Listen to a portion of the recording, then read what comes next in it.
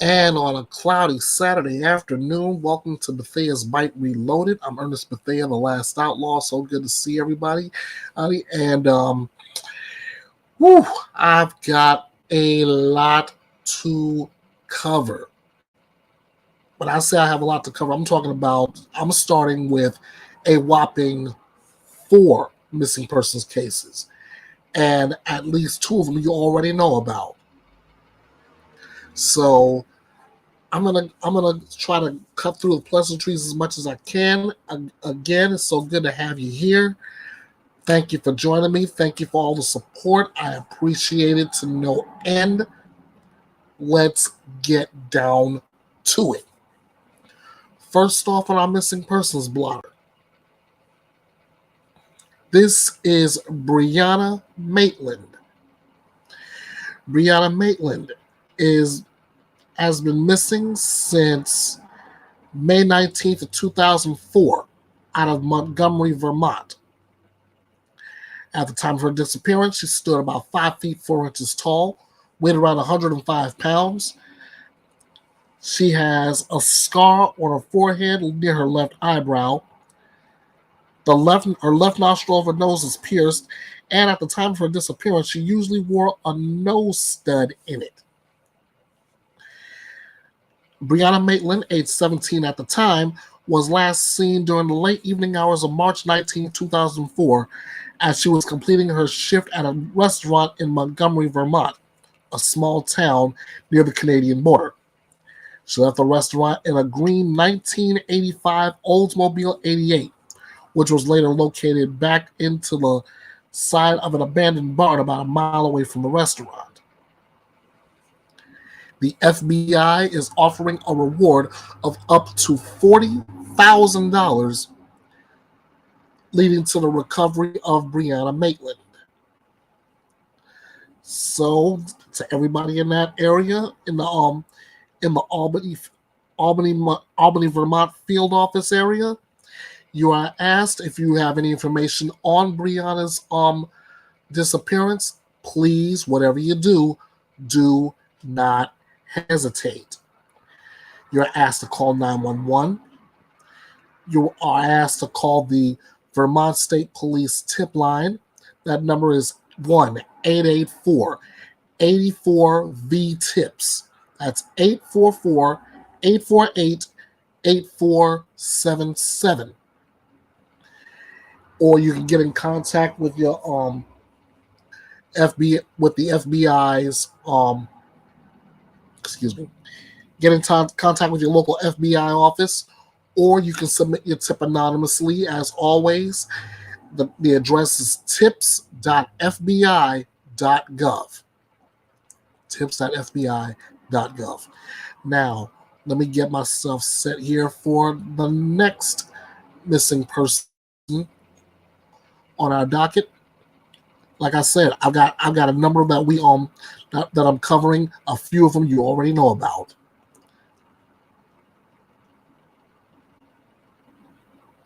Let's see. Okay, we're still looking for Elijah Vu. He's been missing since February 20th, 2024 out of Two Rivers, Wisconsin. Elijah's 3 years of age. He stood about 3 feet tall, weighed around 50 pounds at the time of his disappearance. He was last seen wearing gray sweatpants, long-sleeved dark-colored shirt, and red and green dinosaur slip-on shoes. And he has a birthmark on his left knee. He was last seen near the 3900 Michicot Road in Two Rivers, Wisconsin. If you have any information on his disappearance, again, you're asked to call 911. You're asked to call the Two Rivers Police Department. If I can pull that number up here. That number is 844-267-6648. 844-267-6648. Hey, but again, this is important. Get in contact with somebody who can help find this young man. Next, Next, we go through these missing persons. This is Sebastian Wayne Drake Rogers. He's been missing since February 26th of 2024 out of Hendersonville, Tennessee.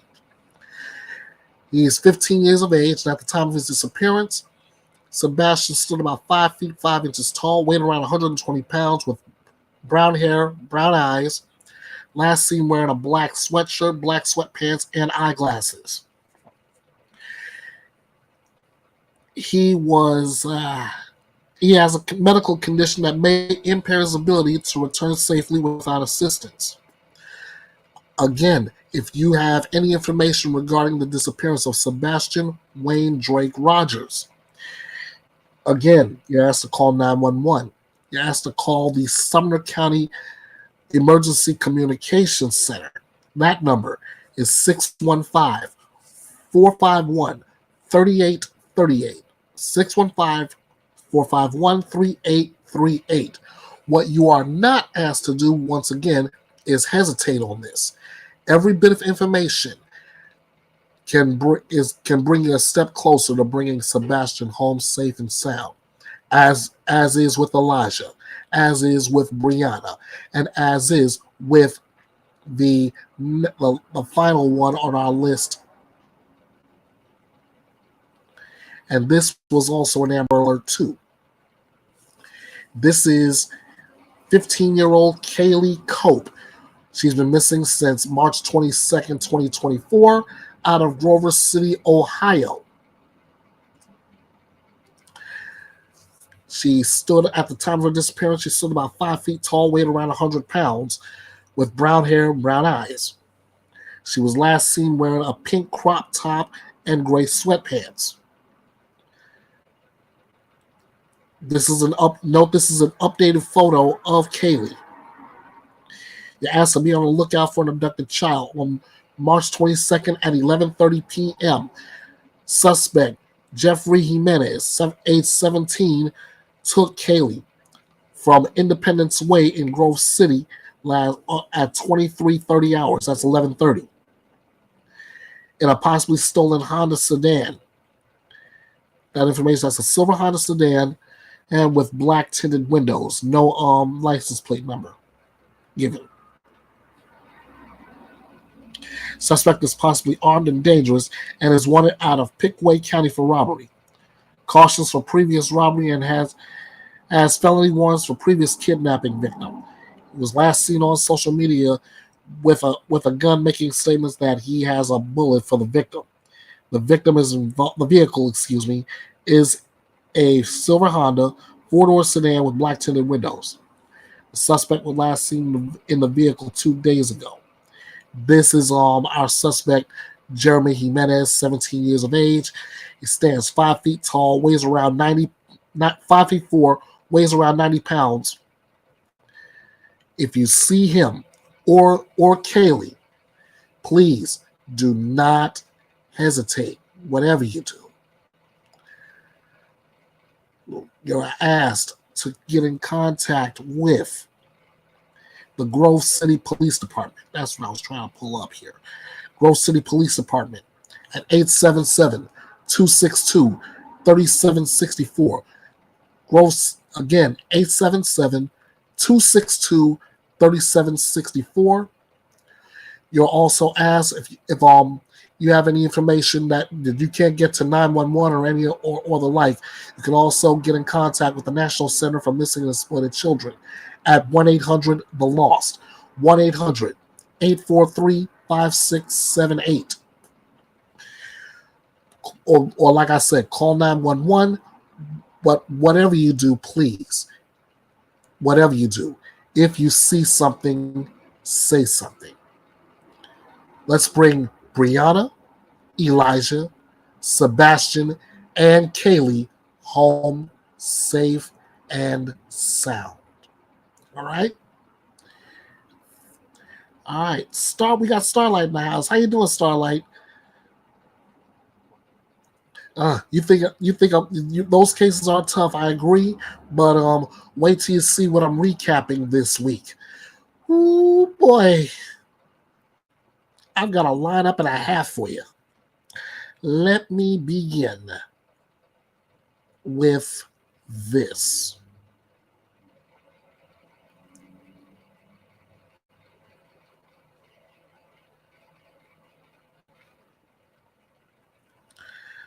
All right. As you all know, all the stories I'm covering are coming courtesy of my good friends at Court TV, your front row seat to justice. So the first story I'm covering has to do with a trial that went on earlier this that has been going on earlier this week. What is being billed as the, let me see if I can get my notes right. Let's see.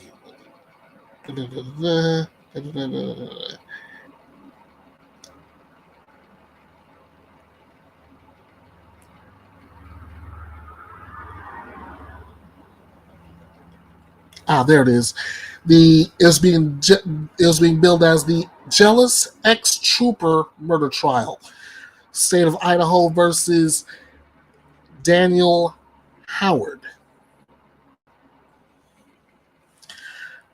In this particular case, at least the information I got on Monday, ex-trooper was standing trial in the death of his estranged wife, was arrested at an airport last Friday night. Daniel Howard was out on bond while standing trial in Kootenai County, Idaho. Court was dark Friday in his murder case due to a defense witness not being able until this past Monday, or at least until Monday. That night, Howard was arrested by Spokane International Airport Police in Washington State. As part of Howard's bond conditions, he was prohibited from coming within 2 miles of the airport. He was booked as a fugitive according to jail records. So just reading that alone, I can say, how foolish were you, man? They're telling you to stay away from the airport, and you're going there anyway. I mean, have you lost your mind? Anyway, just when he thought things were already bad enough,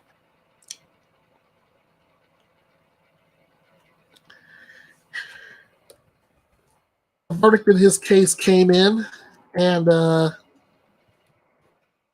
I'm gonna let you all in on this one.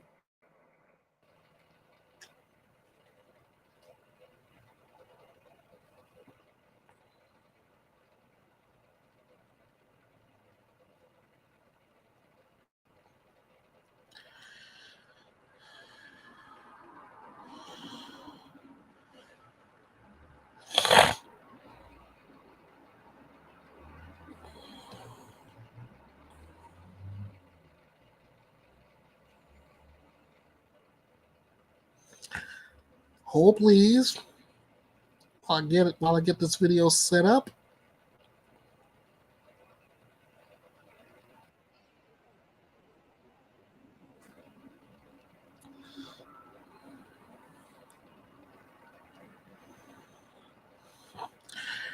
Mischief, how you doing? Oh, it's good to have you on. Like I said, I'm trying to get a video set up so you can see the verdict in the jealous ex-trooper murder trial. I mean, it's one thing when you fail to adhere by a court order not to go to any airport. It's a whole nother when your murder trial finally reaches its conclusion, and you have 12 people deciding your fate. So I'm going to take myself out the shot.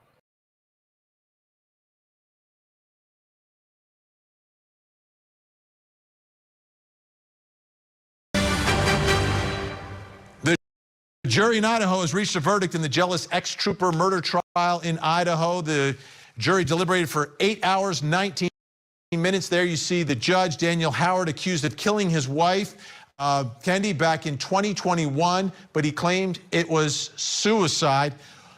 We are going to take you in live now because it seems that the judge is standing. They usually stand as the jury enters, which means this verdict is on its way, folks.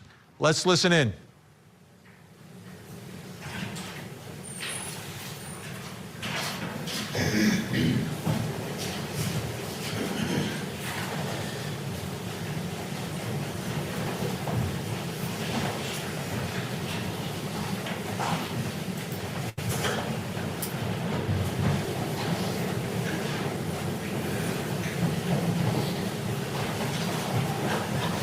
You may be seated.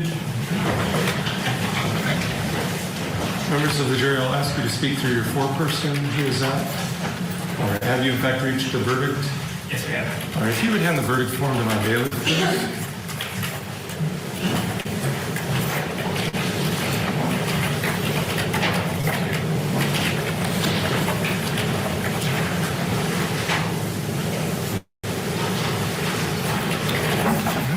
Mr. Howard, if you would please rise. The clerk will read the jury's verdict. In the District Court of the First Judicial District of the State of Idaho, in and for the County of Kootenai, State of Idaho versus Daniel C. Howard, we, the jury, duly impaneled and sworn to the above entitled action for our verdict, unanimously answer the questions submitted to us as follows. Count 1. Is the defendant Daniel C. Howard guilty or not guilty of domestic battery? Guilty. Count 2. Is the defendant Daniel C. Howard guilty or not guilty of murder in the first degree? Not guilty. Is the defendant Daniel Howard guilty or not guilty of second degree murder? Guilty.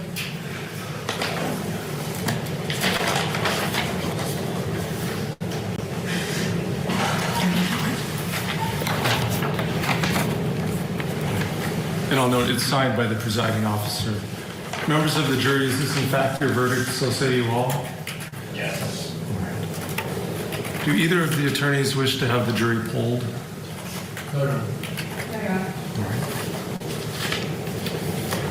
Members of the jury, I'll tell you what happens next. I'll set this matter for sentencing. Mr. Howard is remanded into custody.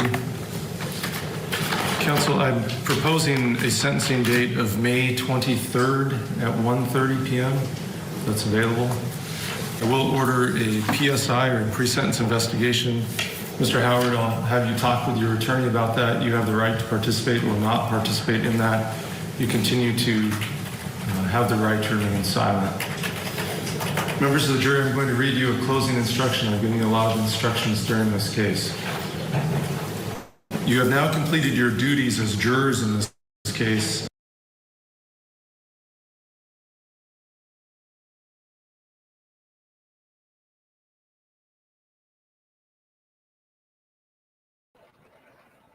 Well, there you have it, ladies and gentlemen. Daniel Howard has been found guilty of domestic battery, not guilty of first-degree murder, but they found him guilty of second-degree murder. His sentencing is set for May 23rd. Excuse me. And Bethea'S Byte Reloaded will be covering that.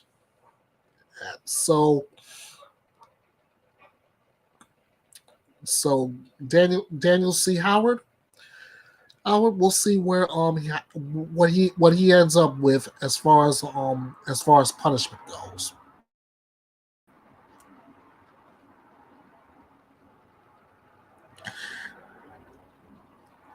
All right, next we have a bit of a problem in one case.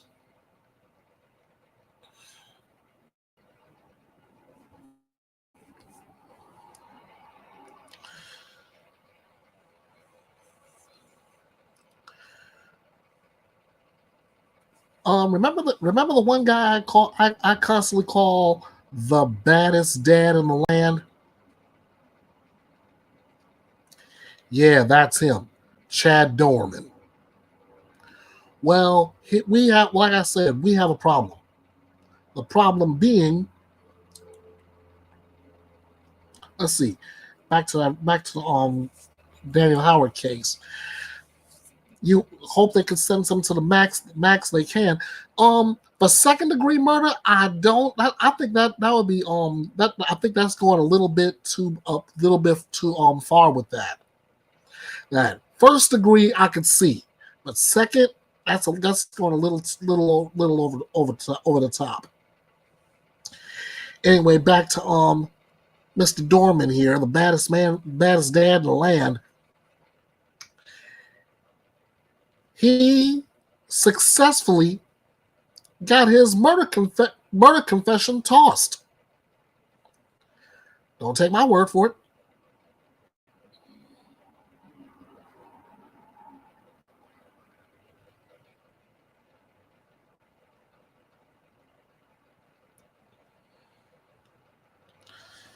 What's going on here?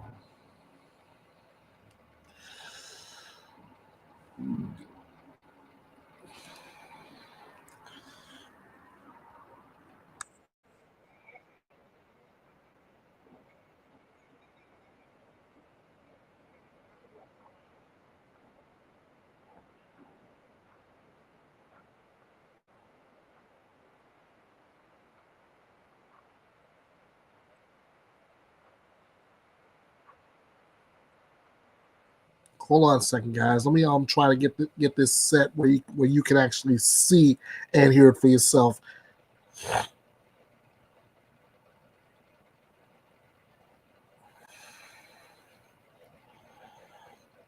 There we go. And yeah, this is some of my compadres doing their thing here. All right, let me back this up and give you the screen.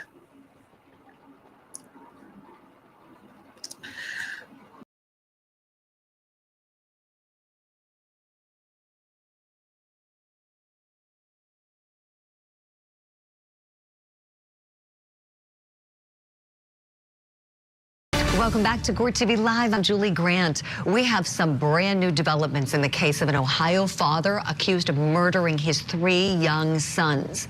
A judge has ruled that Chad Dorman's confession that he allegedly gave during his interrogation will be thrown out. On Friday, the judge ruled that the defendant's rights were violated twice when police skipped parts of the Miranda warnings and when detectives continued questioning Chad Dorman after he asked for an attorney. Dorman could face the death penalty if he is convicted, and his case is scheduled to go to trial in July. But now with this recent ruling, that could change.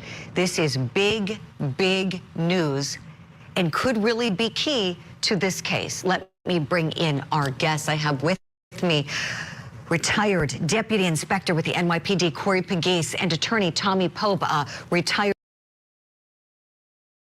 Right there, bring myself back on the screen, and I gotta say this. Now, I have no experience in law enforcement, none. But even common sense would tell me, as a cop, that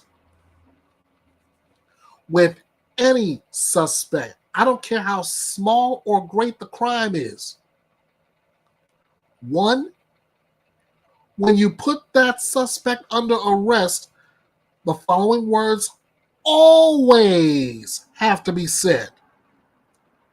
You have the right to remain silent. Should you give up the right to remain silent, anything you say can and will be used against you in a court of law. You have the right to an attorney. If you cannot afford one, one will be provided for you at no cost. That's why it's called the Miranda rights. There's been a law stating this. That's a law. Number one. Number two, When you, as a defendant, civil or criminal, when you ask for a lawyer, police are supposed to stop talking to you. Police are supposed to stop asking you questions.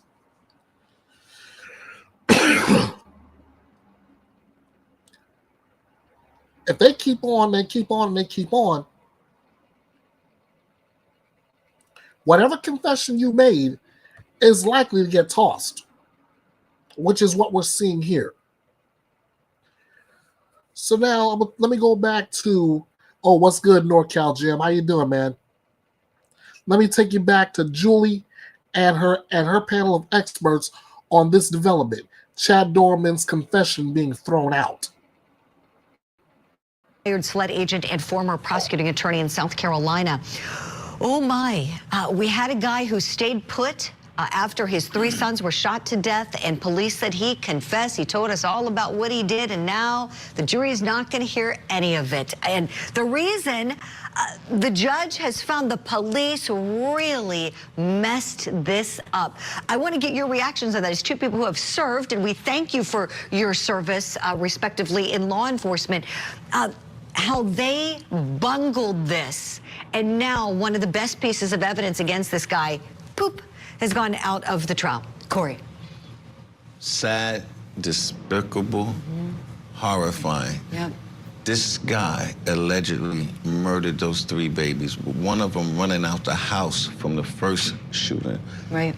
And they get to toss all of this information out. Yep. This is almost, Tommy agreed, this is like policing 101. Isn't this horrible? This is horrible. But again, you know, for me, coming from big city policing, I look at it and say, this is small town policing. Everyone knows the clock stops. They ask for a lawyer, the clock stops. Yep. You read them their Mirandas, if they want to hear them or not. You read them anyway. You just read them all the time. This is policing 101. Thank you. I would love to see, Tommy would agree, who was interviewing him. And when I say that, like, how much time did this person have on the job? Oh, yeah. We got a clip of the guy doing the interviewing. Let's look at it. Is it a rookie, Tommy? You understand? You know, a rookie detective? That's a good question. His last name is Ross. Let's roll that clip now where he's talking about how he thought that defendant Chad Dorman was playing games. Let's take a look. Everybody knows, we trust, except perhaps for the detectives involved, that when a custodial interrogation is underway and the suspect clearly says, I want a lawyer, that isn't the start of a test. That isn't the start of an officer's an invitation to a detective to quiz about name, rank, and serial number of a lawyer. That's the time they stop. They stop, get up, and go. That's what they should have done. That happened within about 5 minutes of the interrogation. 45 minutes goes by. He asks again, where's the lawyer? And at that point, he is again ignored. If he had the wherewithal, as the state asserts, to know his situation, to know where he was, to assure officers he posed at no risk, then likewise, he had the wherewithal to clearly say, I want a lawyer, period. What do you understand you're supposed to do when a suspect who's in custody clearly asks for a lawyer? If they clearly ask for a lawyer, which I've done on other cases, on other homicide cases, they clearly ask for a lawyer, I stop questioning them, which I've done. You stop questioning them when they ask for a lawyer. He's done it in other cases. Why not this one? I mean, yes, I know the situation is horrifying. I get it. But it's true for all defendants. If the first word out of their mouth is lawyer, stop. You stop. You get that lawyer for them. This guy here, I believe, has been on the force for quite some time. Yet, apparently, he must have forgotten. He must have forgotten or forgotten conveniently what his training was supposed to be about. It's about getting justice, not administering your own brand.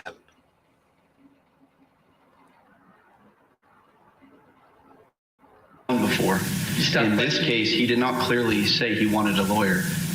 But you said that you tried to clarify it with him. That's what you're saying these questions you asked him about, whether he had a lawyer or not, were designed to do.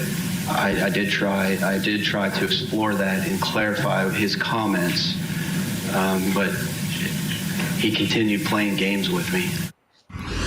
Get out of here. Okay, Tommy Puppy saying every other homicide case he knows to stop, but in this one it was gameplay. This were 3 dead kids.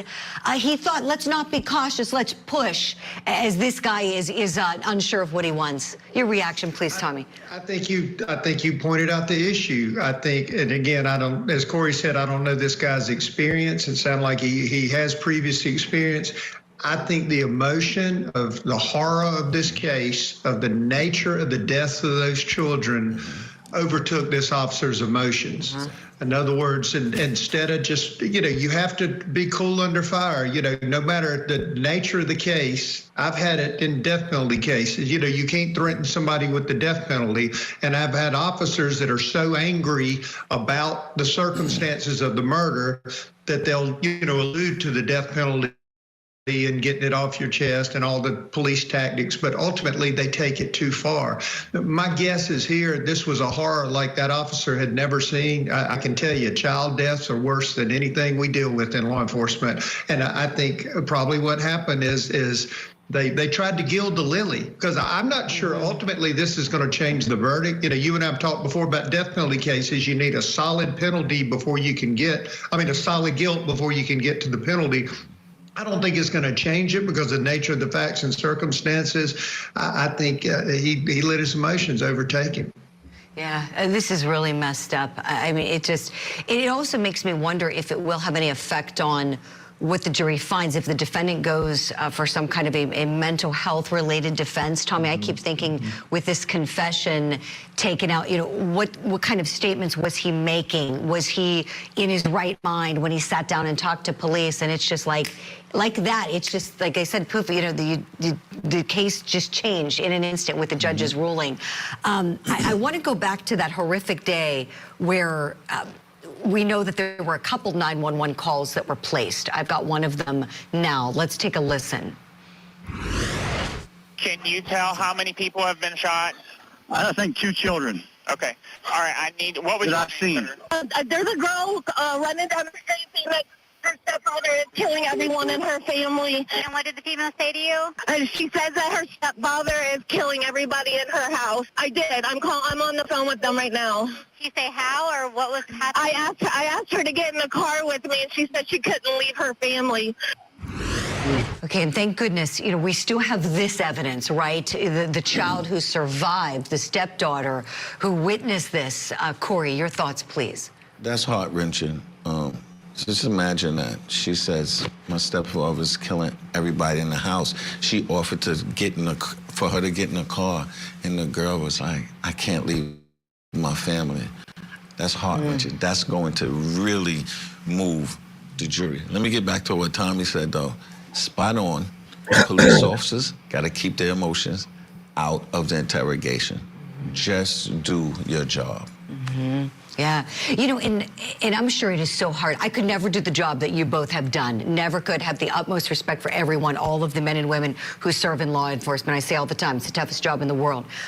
I will say this, though, and I can speak from the experience of someone who was an ADA. When your police bungle something on a case and you're left to deal with their mess, it is aggravating.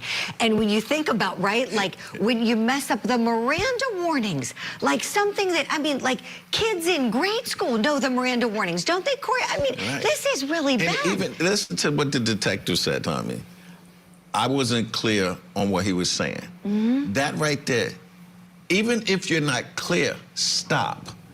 If you even think that they alluded to a lawyer, Right. Stop. Exactly. And where was, like, I know when we do investigations or we're interrogating, there's usually a boss outside or nearby, Tommy, watching us interrogate. It's a triple homicide. There's nobody else to tell him, hey, Joey. Great point. Stop. Great point. Small town policing. I promise you that. Yeah. Tommy, your thoughts on this? I saw you nodding as Corey was speaking. Well, I was thinking what Corey said. You normally have a partner. I always, even if I tried a case, even if I was the senior prosecutor, I'd have one of my new folks, somebody that's outside the bubble of what's going on, because there's been times that I let my emotions get the best of me in the courtroom, and I might accidentally open a door on something we got ruled out. I remember I got frustrated with the psychology, and I said, well, why would she say that? Which is the dumbest question, you could ever ask, an open-ended question. And my my co-counsel dropped a book on the floor to snap me out of it, to make me go back to the table to get me there. So that's what you want. It's almost somebody saved me from myself. And I think this officer could have used some of that. Right. And no, I appreciate you sharing that story, Tommy, because you're right. That's what a great trial partner is going to do. What a great, police partner is going to do. Stop you when they can see something you can't. And if this guy was either inexperienced, emotional, in his head, whatever the issue was, you're right. Where were all the other detectives? I mean, this is a triple homicide. 3 babies are dead, and their dad is suspected. And you know what else, too? This wasn't like an adrenaline rush of a chase. This guy's sitting on the porch. He's on his porch. He waited for the cops to come. He submitted. There was no fight. There was no brutal takedown. There was no struggle. This guy was totally submissive, totally cooperative. And why they couldn't do this interview properly, I have no idea. This stinks that this confession is thrown out. I'm getting so mad just talking about this.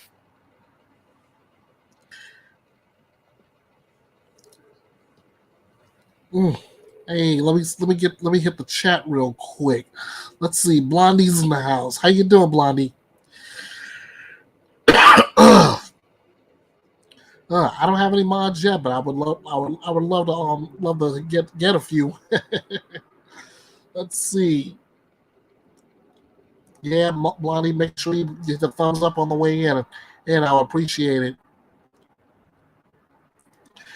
The daughter will solidify the case. I believe that,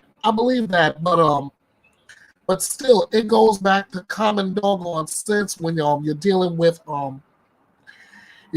a criminal defendant, and that criminal defendant asks for a lawyer.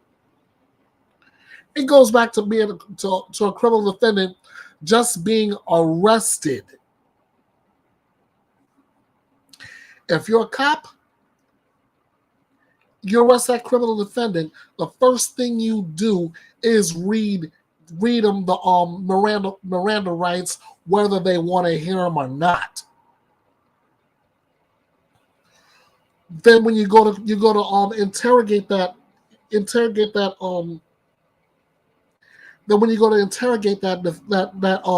defendant, the moment he or she opens his mouth to say any version of I want a lawyer, you shut up, you stop questioning, you let it. Well, you don't let him go, but you give that defendant what he or she wants. Give him or her that lawyer.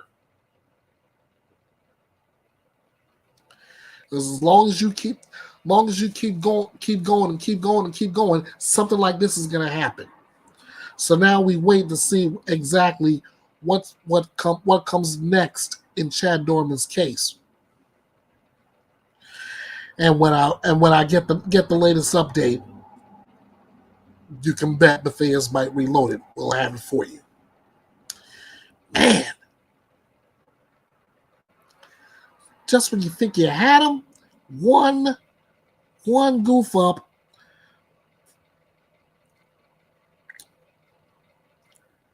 one little goof up, and that's a wrap. All right, moving onward.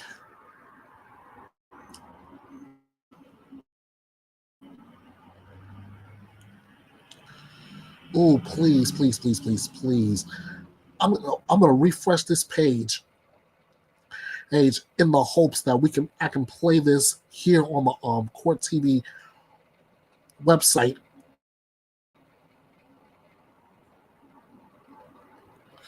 But we have one right here for under justice served. This is the Ohio mother who left her child home alone for 10 days, sentenced. She now just to give you a little bit of a let's give you a little bit of an idea as to what we're talking about here. We're talking about a child who was left home for 10 days while the mom decided she was going to go on vacation to Detroit, Michigan, and Puerto Rico.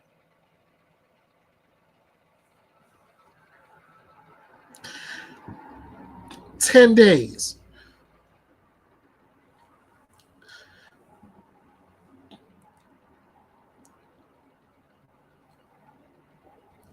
And the child was only 16 months.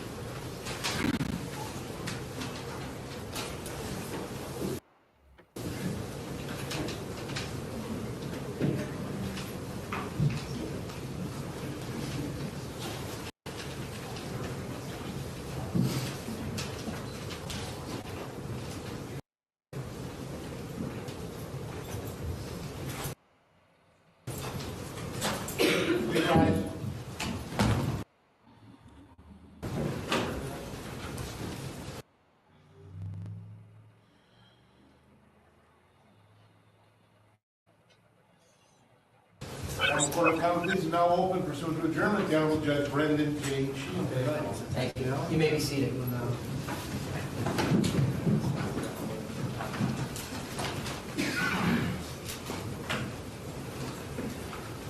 Okay, good morning.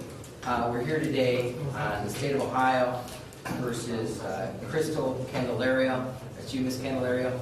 This is case number 23-682-241.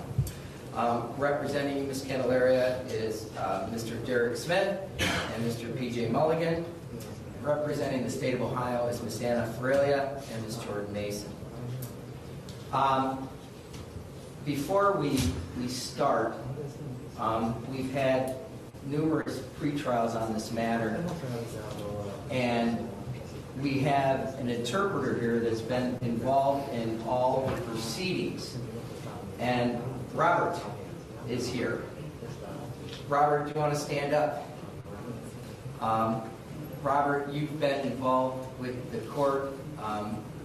Your training and credentials as an interpreter has been reviewed by this court, and you are familiar with the National Association for Judiciary Interpreters and Translators, the Code of Ethics and Professional Responsibility, and you've interpreted here many times in this court. Robert, I want you to...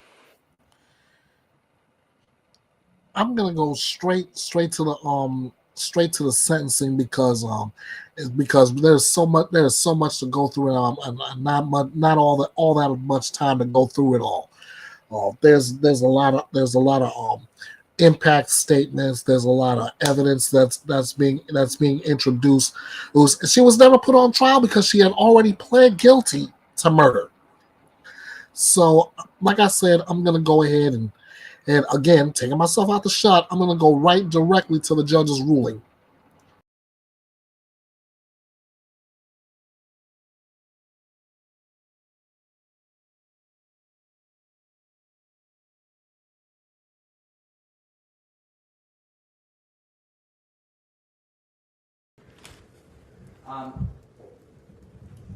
This court has to impose a sentence here today.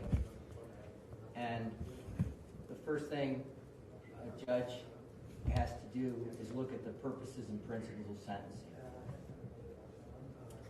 That is, the sentence must comply with these purposes and principles under our revised code 292911A. The overriding purposes is to punish the offender and protect the public from future crime by this offender and others, using the minimum sanctions that the court determines accomplishes this purpose without imposing an unnecessary burden on state or local government resources. I always have to consider the need for incapacitation, deterrence, rehabilitation, and restitution. The sentence should be commensurate with and not demeaning to the seriousness of the offender's conduct, its impact on the victims, and consistent with sentences for similar crimes by similar offenders. Ms. Candelaria, I am not sentencing you today based on your race, your ethnicity, your gender, or your religion. Do you understand? Yes.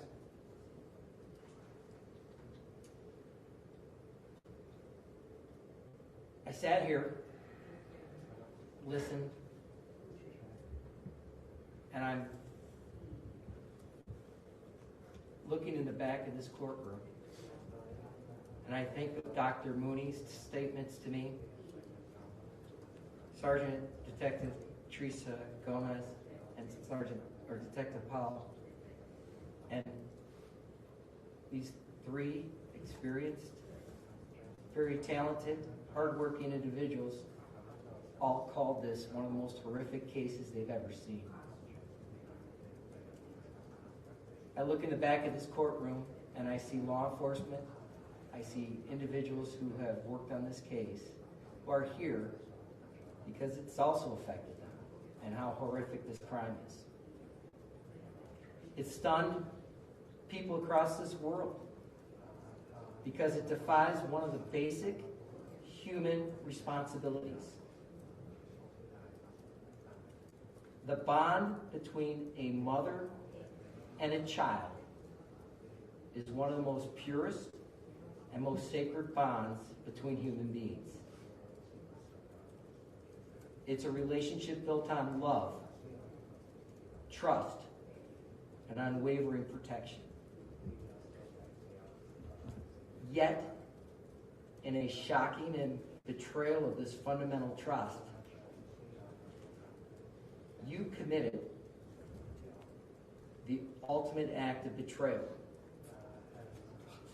leaving your baby terrified, alone, unprotected, to suffer what I heard was the most gruesome death imaginable, with no food, no water, no protection,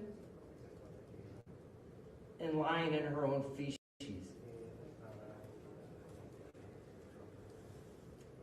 Ms. Candelaria, you know the responsibility of parenthood. You have a child already. You raised another child. And I've witnessed here before me your parents who've showed you love and respect and education. And they came here to help you, to advocate for you, more than what you've done for your own child.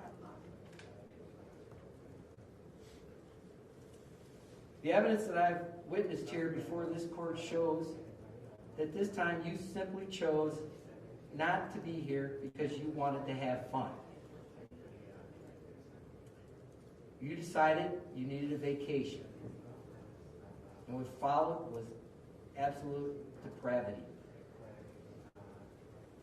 You left your baby, Jalen, trapped in a pack and play without food and water for 10 days. This wasn't simply an oversight. You could have saved Jalen's life many times. You could have found someone to watch her while you were gone. You could have taken her with you. While you were in Detroit or Puerto Rico, you could have called someone in Cleveland and told them that Jalen needed help. Dr. Mooney indicated that rigor mortis was found, which means she didn't die that long before you came home. Think about that. Despite all of her suffering, that little baby persevered, waiting for someone to save her. And you could have done that with a simple phone call. Instead, I see photos of you on a beach while your child was eating her own feces in an attempt to survive. Photos mean something. And I'm well aware of mental health, but didn't look like you were too concerned about your child. As if that wasn't bad enough, you extended your stay in Detroit without regard to Jalen, alone, in pain, clawing her face in distress from the exhibits I just looked at, trapped in a tiny prison that you left her in. When you got home, you knew enough to start lying. You concocted story after story, trying to hide what you did. You even put pants on her, but you couldn't hide the absolute horror and filth that she spent the last days of her life in. You still didn't get it. I hear this morning that you went out and managed to go out with someone that you were with, and he was too upset to eat, but you weren't.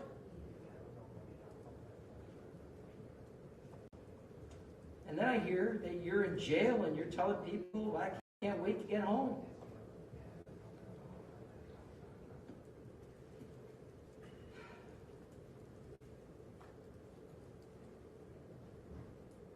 I look at remorse. I hear, except for the acceptance of responsibility, no remorse.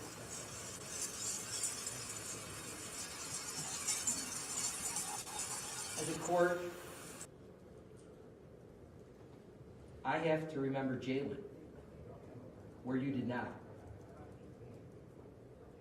Just as you didn't let Jalen out of her confinement until she died, so too, you should spend the rest of your life in a cell without freedom. The only difference will be that prison will at least feed you and give you liquids that you denied her. Based on all these factors, and based on all the things I've looked at, and I'm marking this as State's Exhibit 1 for the court reporter. On count 1,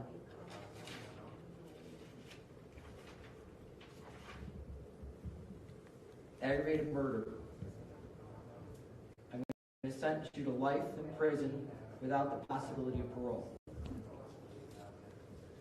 On count 5, I'm going to sentence you to 8 years to run concurrent to count 1.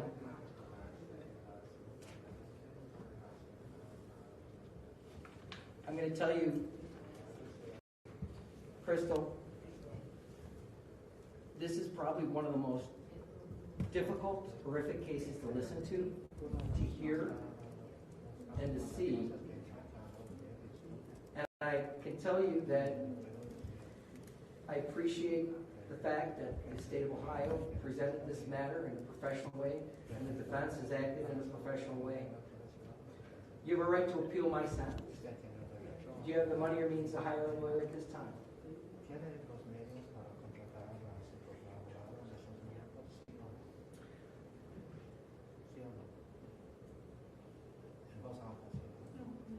No. All right. I'll appoint a lawyer to represent her on appeal. And on the endangering children because of the Reagan Tokes thing, it would be 8 to 12 years.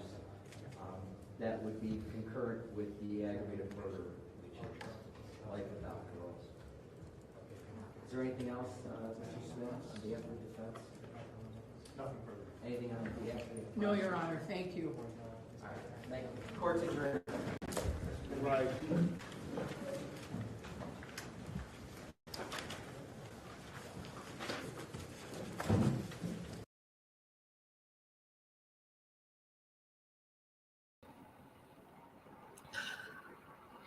First of all, before I drop in my own comment, I want to give that judge a huge round of applause.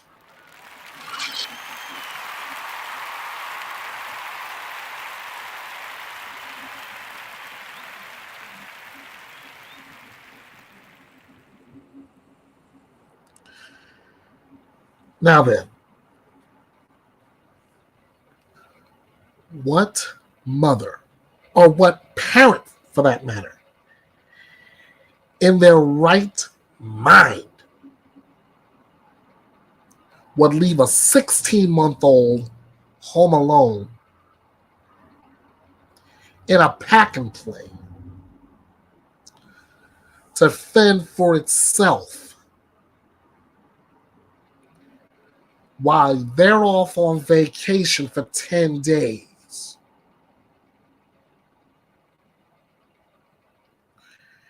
They left that child in its own feces, no food, no drink.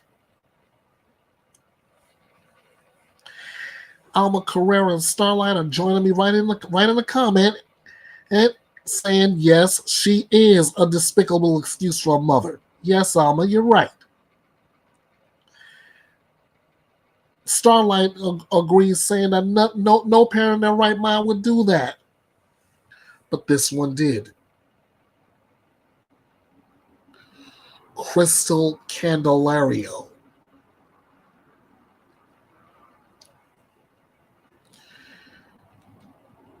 Well, like the judge said, at least where she's going, at least they will feed her. At least they will give her drink when she wants it, when she needs it.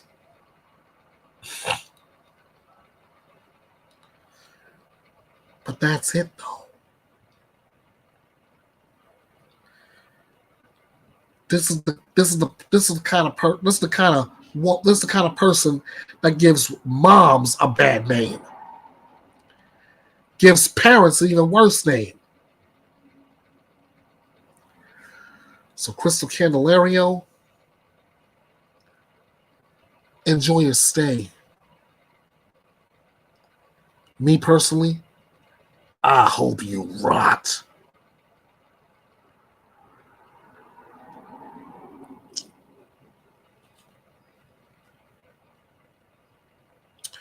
Okay.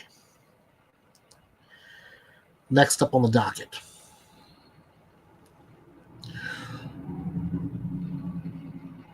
We were talking about Riley Strain for the past few days.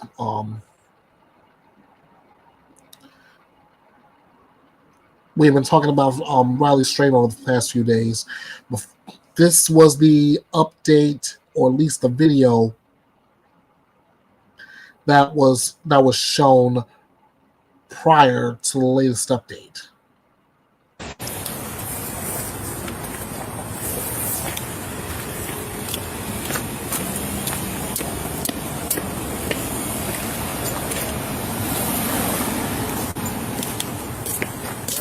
How you doing, sir? I'm good. How are you? Good.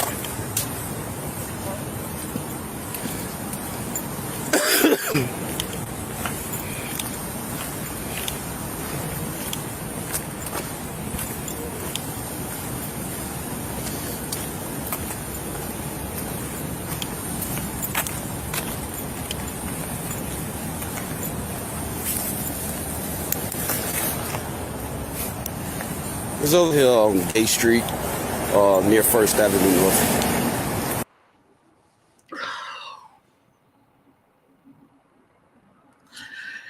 Yeah, that was earlier this week when they saw him interacting with an officer shortly after he left the bar. I am sad to report that they found Riley's remains. They pulled him out of a river in West Nashville. I don't want to jump to any conclusions just yet, but I hope this is nothing more than an accident. I hope this is nothing more than I really do. I hope this is nothing more than an accident. But if it's anything more than that, I pray that Riley gets the justice he deserves.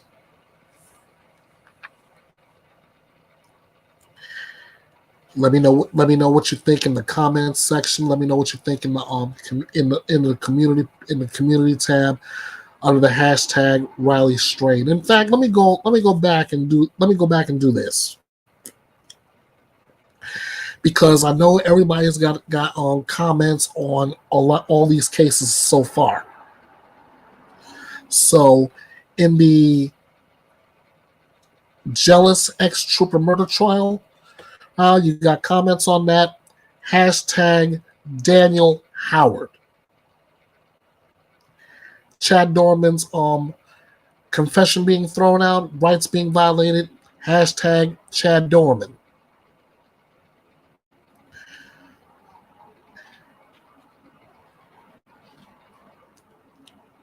I'll spell her name out in the chat. But if you wanna talk about the despicable mom who left her 16-month-old child at home while she went on vacation, this is the name of the hashtag. Crystal Candelario.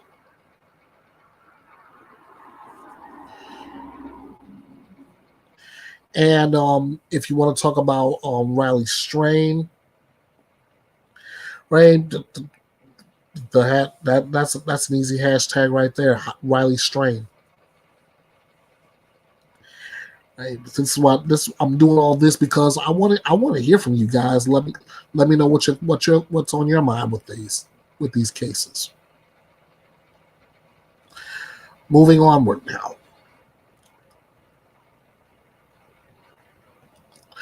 I mentioned as I was going through missing persons, we're still looking for Elijah Vu. Investigators have found his blanket. Back, time to reveal something else you need to know tonight. Let's take a look at the big board, and who do we have? Elijah Vu.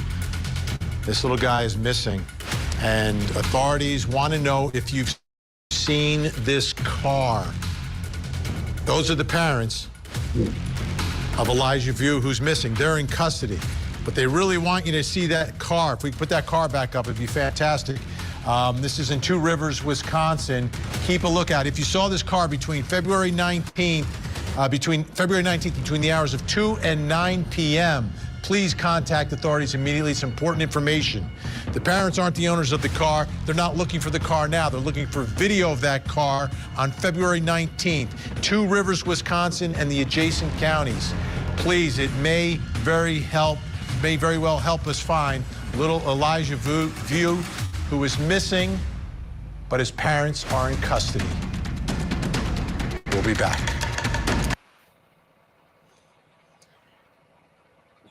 And as you saw the reward for locating Elijah has grown to $25,000. And so once again, I ask you, if you have any information on Elijah's whereabouts, you're asked to call 911, the Two Rivers Police Department at 844-267-6648. You're asked to contact the National Center for Missing and Exploited Children at 1-800-THE-LOST, 1-800-843-5678. Or you can even, if you're going through the FBI, you can submit your tip anonymously at tips.fbi.gov. But again, I say again, whatever you do not hesitate. Any information you can give can help bring Elijah back safe and sound. If you see something, say something.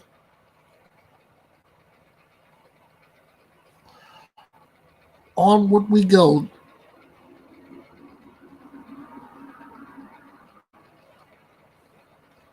All right. Hannah Gutierrez. She was recently convicted in the shooting on the movie set of Alec Baldwin's Western movie Rust. Now she wants to challenge that conviction. Michael Aliala, break it down for us. We have some breaking news from New Mexico. Hannah Gutierrez's attorneys have filed an emergency motion for a new trial and release. Gutierrez's defense is arguing that some of the wording that the judge gave the jury in instructions was confusing. They've also asked for Gutierrez to be released while she waits for that judge's ruling. Gutierrez was scheduled to be sentenced on April 15th. Her sentencing has now been postponed, and the judge will hear the emergency motion for a new trial and release on that date. Gutierrez was found guilty of involuntary manslaughter earlier this month. She was immediately remanded into custody, and we're going to keep you updated on any updates in this case, of course. All right, to basically remind you what's going on with that case. She Hannah Gutierrez was convicted of involuntary manslaughter while she was on the movie set as the armorer. For the movie, and she was responsible for making sure that the weapons did not have live ammunition. They had blanks. Unfortunately, the cinematographer Helena let me see if I remember catch her name right.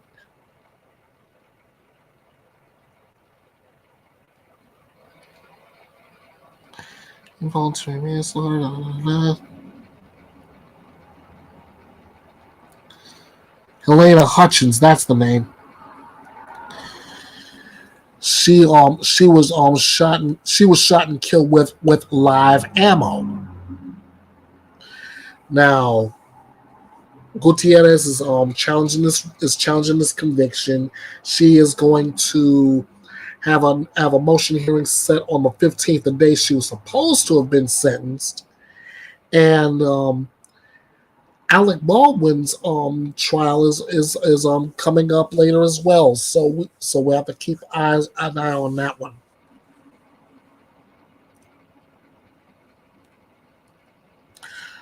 Corey Richens is next on my docket. Oh, by the way, like I said with each of these cases, if you want to drop your comments in on these cases, the hashtags you want to use is Hannah Gutierrez or hashtag Rust. In fact, you can even use Alec Baldwin as a hashtag as well. And on the Elijah View case, yeah. Hashtag where is Elijah? Hashtag where bring Elijah home.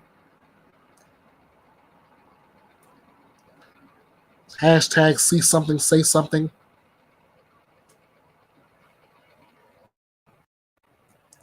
Next, Corey Richards' mom is being investigated for suspicious overdose death. This is one of those cases. I haven't been covering this much, but it is crazy. It's from what I understand. Let's take a look. No matter if it's a parent, a sibling, or a friend, talking about loss with kids can be a tricky subject. Joining us now is author of Are You With Me, Corey Richens.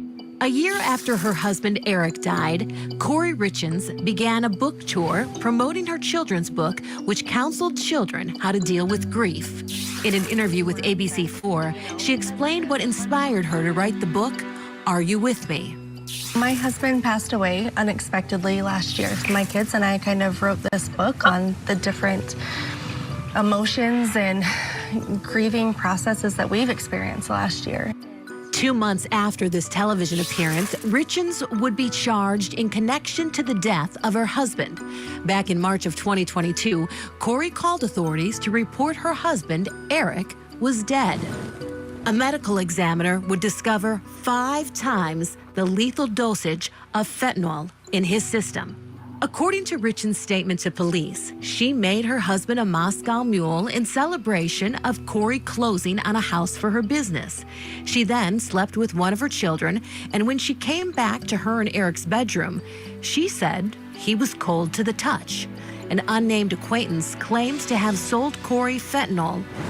Eric Richens' family attorney spoke to Court TV about the case. They knew that he didn't die of a drug overdose, that he had caused himself. They knew that he was suspicious of Corey, and I think that there's some sense of relief right now. They finally put together what appears to be a very compelling case with evidence, with witnesses. According to court documents, prosecution believes Corey began plotting Eric's murder back in January of 2022 when she attempted to change his life insurance policy. Eric was notified and changed it over to his sister. Then, on February of 2022, Corey contacted an unnamed acquaintance asking for some of that Michael Jackson stuff, and she received 15 to 30 fentanyl pills. 3 days later, on February 14th, 2022, after Valentine's Day dinner, Eric became very ill and told a friend he believed Corey was trying to poison him. About 2 weeks later, Corey reaches out to her contact again, asking for more fentanyl pills. And on March 4th, 2022, Eric was found dead of a fentanyl overdose. He was moving money. He was preserving his assets. He was doing what he could to take care of his boys. She had changed the life insurance beneficiary. She had changed his business partner's buy-sell agreement. She had done some things. He knew that something was going on. He alerted his family, and he said, I think she's trying to kill me. And he even went so far as to say, if something happens to me, if something horrible happens to me, I want you to have Corey investigated. A year after Eric's death, locked in a $3.6 million estate battle with Eric's sister, Corey releases her children's book on grief. And a few months later, on May 8th, Corey is arrested and charged with criminal homicide and several counts of possession of a controlled substance. I just wanted some story to read to my kids, and it's just comforting to them to know that, you know, they're not living this life alone. Like, Dad is still here, it's just in a different way. Preliminary hearing coming up May 15th, Utah versus Corey Richens, but I've got another development tonight. Remember, he died of a fentanyl overdose, okay? The victim died of a fentanyl overdose. What we have right now is from an affidavit for a search warrant of Corey Richens' mother's home, okay? Here's what they found out about Corey Richens' mother.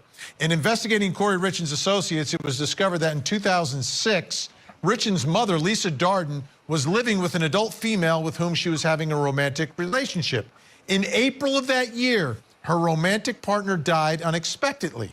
An autopsy report of the female partner showed that her immediate cause of death was drug poisoning from an overdose of oxycodone. Further investigation showed that Lisa Darden had been named as the beneficiary of the partner's estate a short time before her death.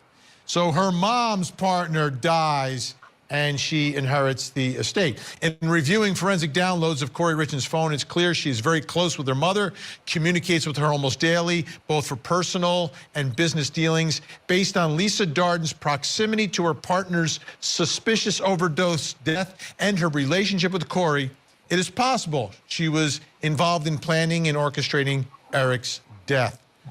Wow. Now, Court TV has received a statement from Richens' attorney, Sky Lazaro, says, the fact that Ms. Darden's significant other was one of the millions that suffered from and ultimately succumbed to opioid addiction is hardly suspicious. It is tragic and unfortunately quite common. The fact that Ms. Darden was the beneficiary of her romantic partner's life insurance policy is also not unique. It only demonstrates that her circumstances are no different than most families in America. To suggest otherwise is nothing more than a baseless conspiracy theory. Let's bring back into the think tank Al Wunsch, Darnell Crossland, Jennifer Brandt. Darnell, your thoughts about this revelation about Corey Richens' mom, and do you see it playing any role potentially in the case against Corey? Well, yeah. So today in my conference room, we were going over the material for the show tonight, and as we were reading these affidavits, I was screaming out, was that same-sex relationship? And they were like, hold on. Kept going, you're right. Was there a plan to maybe kill the lover and maybe she got some stuff? Hold on, you're right. And then when we shifted over to Corey, it seemed to be almost exactly what she might have learned from her mother on all those many phone calls. So I'm going to vote for this is sort of like mother like daughter, and she learned some tricks of the trade. And this does look highly suspicious, and I would certainly float it out there if I was the prosecution to show that it might have been not just a Moscow mule, but a mocking of her mom. Jennifer Brandt, your thoughts about this revelation here tonight from the affidavit? Well, it is suspicious, and it seems, yeah, there are a lot of people that have unfortunately succumbed to, opioid abuse and have died from a drug overdose. But then have it happen twice in a family, and someone who was, clearly he was poisoned with fentanyl. They found it in his body, so it just seems very suspicious and coincidental, more than coincidental, that both of these incidences happen. And Corey was looking to benefit from her husband's estate. He was onto her. He kind of knew that something was up and had changed, made a trust where his sister was the beneficiary. So she didn't get any money from him, but I think that's what she was looking for, and he kind of knew it. So it is eerily suspicious that both of these deaths occurred in this family. $3.6 million. Eric Richens was very, very successful. Al Wunsch, do you think prosecution argues potentially that she was inspired by or conspired with? Inspired by mom or conspired with mom? Well, inspired by mom would not work, okay? Because, she hasn't been charged, and this woman passed away, and she may have passed away legitimately. Right, but what I'm saying with the inspired by is like I'm thinking of a way that I could murder my husband and get away with it. Well, there was this tragedy that my mother suffered, and maybe I suffered the same tragedy, and people think it's just another drug overdose. Yeah, I don't think that. I think it's going to be conspired, and I think that the fact that the mother went on the offensive the way she did, it just put the spotlight right on her, which was really not a great move. If you've got skeletons in the closet, you keep the closet door closed. You don't go on all the talk shows and start, talking about how wonderful your daughter is and everything else along those lines. The mother should have just kept her mouth shut, and maybe that wouldn't have been brought up. But, under these circumstances, it's just the coincidence is just way too overbearing.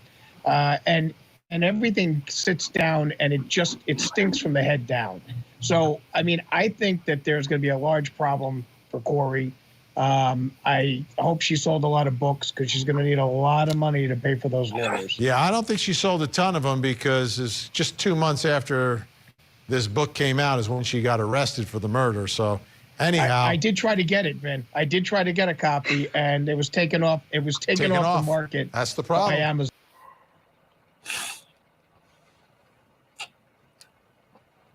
Like I said, this case is crazy. So that one had a little had a twist with a mom having her romantic partner dying pretty much in the same way of a drug overdose. That is one may have to keep my eye on just to get updates on. And when, of course, when we get it, you'll get it. Okay, we got a development in Richard Allen's case.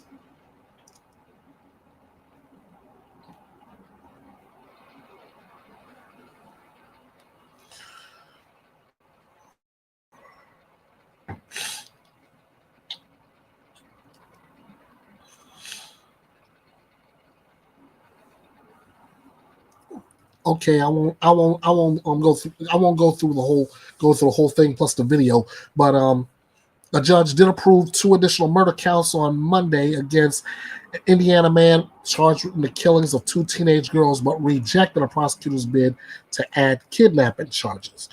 The new charges approved against Richard Allen of Delphi are 2 additional counts of intentional murder, in addition to the 2 original counts of murder, while committing or attempting to commit kidnapping. Allen was arrested in October of 2022 and charged with murder in the 2017 slayings of 13-year-old Abigail Williams and 14-year-old Liberty German. He pled not guilty to the original murder charges. Carroll County prosecutor Nicholas McLeland said that when he filed the amended charges in January, that it more accurately aligns the charging information with the cause's discovery and probable cause affidavit. And in addition to approving the new charges, Special Judge Fran Gull also ruled that all future hearings in the case will be held in Carroll County other than jury selection on May 13. Some hearings have been held in Fort Wayne, where Gull is an Allen Superior Court judge. So Richard Allen will get is getting hit with new charges, and now things can only go the way the evidence is going to go. So we'll just have to see when the trial begins. Next story. This one's kind of crazy in itself. A nurse practitioner accused of rape giving his mistress abortion pills. What the? This is out of Gig Harbor, Washington. A nurse practitioner in Washington State is accused of raping his mistress and giving her abortion pills, according to court documents obtained, of course, by Court TV. David Benjamin Coots, 42 years of age, is facing multiple charges, including second-degree assault and rape. He was arrested on March 11 after violating a protection order. Coots and the unidentified alleged victim first met in January 2023 when she went to his office for an appointment as a patient. This is according to the PCA. They began dating in September when Coots told her he was getting a divorce from his wife, Melissa Coots. The alleged victim told police that she had a positive pregnancy test on January 20th, 2024, and Coots was overly supportive of the pregnancy. 6 days later, she claimed Coots gave her coffee and was insistent that she drink it. Later that evening, she said he asked multiple times about her drinking the coffee during a phone call and asked how it tasted. The next day, she said Coots was abnormally aggressive during lovemaking sessions and wouldn't let her use the restroom afterwards. When he left, she found a white round pill on the toilet. She found a white round pill on the toilet paper the size of an Altoid. She immediately texted Coots and asked what it was, to which he eventually told her he put 4 pills inside her that causes miscarriages. That's according to the PCA. The alleged victim went to the emergency room where a rape kit was performed. I'm stopping right there, and if that's straight up legit, guys, if that's straight up legit, you can best bet he has got serious charges coming, and he is going to be put away for quite a while. I'll keep an eye out. I'll keep an eye out on this as well. All right. There is a trial going on Court TV as we speak, and it is one of the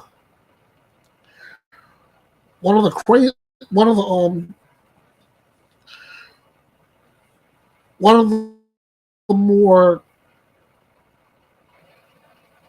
confusing, if I can say that, trials that I've heard about.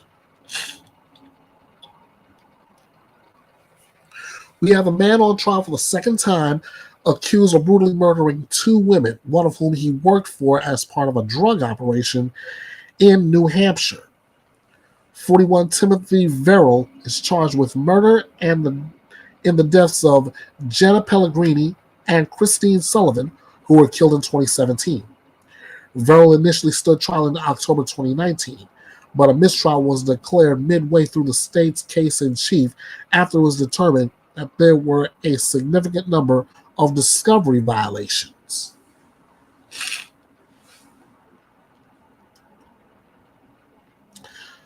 So right now that trial is underway. They got a lot of going through a lot of testimony,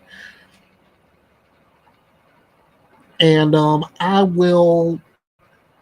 keep this in mind when I'll keep all this up to date when we reach that point where we get under a verdict watch.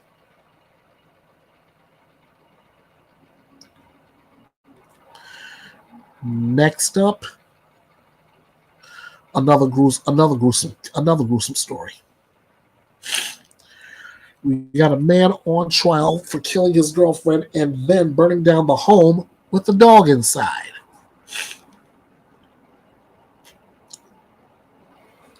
Jury selection on the trial of Cola Beale, a man accused of killing his girlfriend, his adoptive father, and his cousin before burning down his girlfriend's townhome began on Monday. Beale confessed to the murders in a jailhouse interview with Scripps News Norfolk. At the time, he told Scripps News Norfolk that he snapped and shot his girlfriend.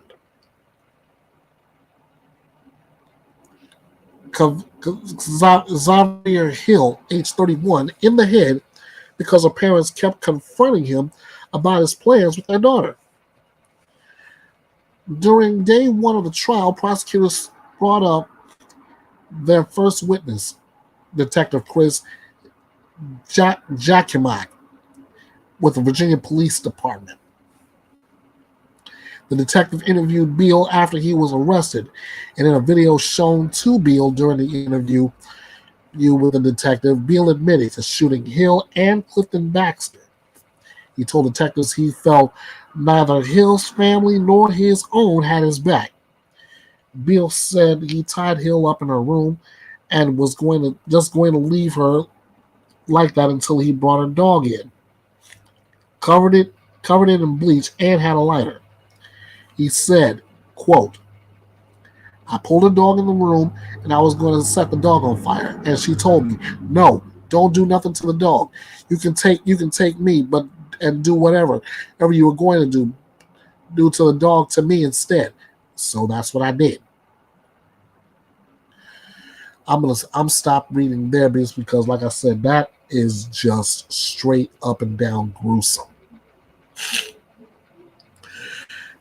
Both of those families are going to be hurt by the time all this is over. One of them already is. And all because one man believed neither his girlfriend's family nor his own had his back. That's a crying out loud shame. Next up. A man pleads guilty to murder on Monday about 2 years after his lover's decomposing body was found encased in concrete in a bathtub in one of Hawaii's most exclusive gated communities. 25-year-old Juan Tejedor Baron pled guilty to second-degree murder in the death of Gary Ruby, age 73. As part of a plea deal, prosecutors won't seek a sentence of life without the possibility of parole. They'll recommend a minimum term of 20 years to the Hawaii Paroling Authority. According to court documents, Barron killed Ruby, poured cement over his body, and planned to fraudulently take ownership of his car and home in Honolulu's Hawaii Lower Ridge neighborhood. Property records showed Ruby purchased the house in 2020 for nearly $2.2 million.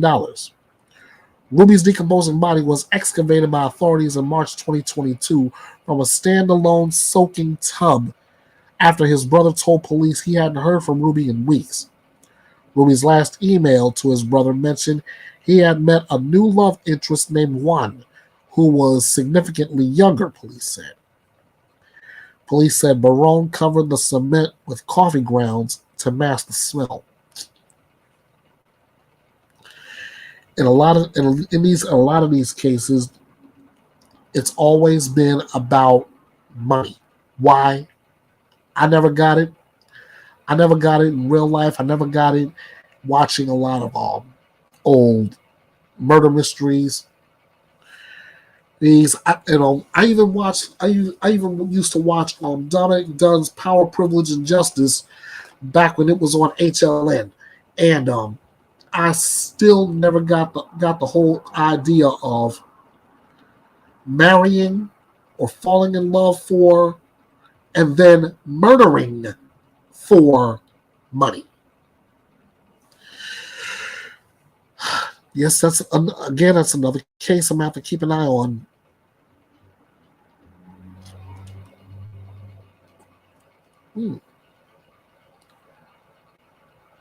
Got another development in the case of the Crumblies.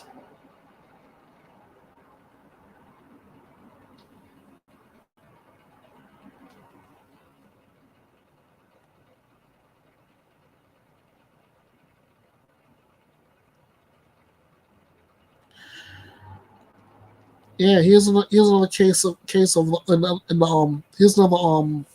development in one of the Crumbley cases. In this case, it's James Crumbley. It turns out that he threatened the prosecutor with violence.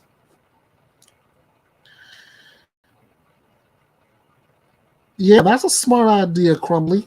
I know you've worked really hard. We're all going to wait in your decision. I know this was a very intense decision for you all to make. I believe you've selected a foreperson.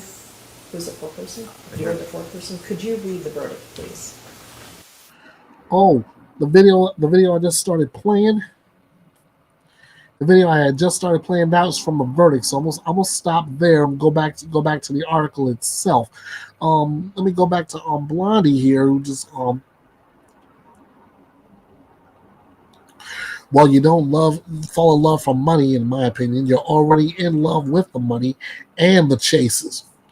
Well, in a way, you might be right about that. But some people will literally fall in love with a person just for the money. And you know what? I'm gonna leave that one alone. Anyway, back to James Crumbley. We found out that threatened with violence by the father of the Oxford High School shooter, Oakland County prosecutor Karen McDonald says she was undeterred in fighting for victims' families. Props to her. In a sit-down interview covering a range of topics following 2 separate jury trials and guilty verdicts against James and Jennifer Crumbley, McDonald is opening up about what's taken place since the deadly school shooting at Oxford High School in November 2021. McDonald said, quote, "I am not going to let anything stop me from prosecuting and advocating for victims." Ladies and gentlemen, that is all I need to hear. That is all I need to read in that one. First off, James Crumbley knows he was wrong. Jennifer Crumbley knows she was wrong. Ethan Crumbley is sitting behind bars knowing he's wrong. But here's where I have, again, I'll say this like I said before. This is where I have this much sympathy for Ethan Crumbley. He cried out for help. He cried out for help constantly. And what did mom do? Laugh it off. What did dad do? Told him to suck it up. Well, let's hear you two cry out for help now. Jennifer, you can cry out for help and have one of your guards laugh at you. James, you can cry out for help and have one of your guards tell you to suck it up.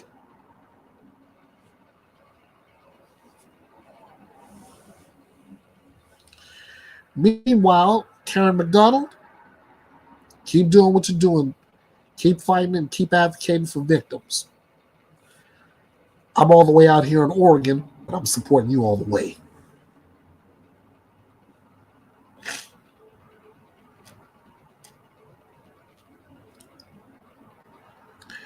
Next on the docket.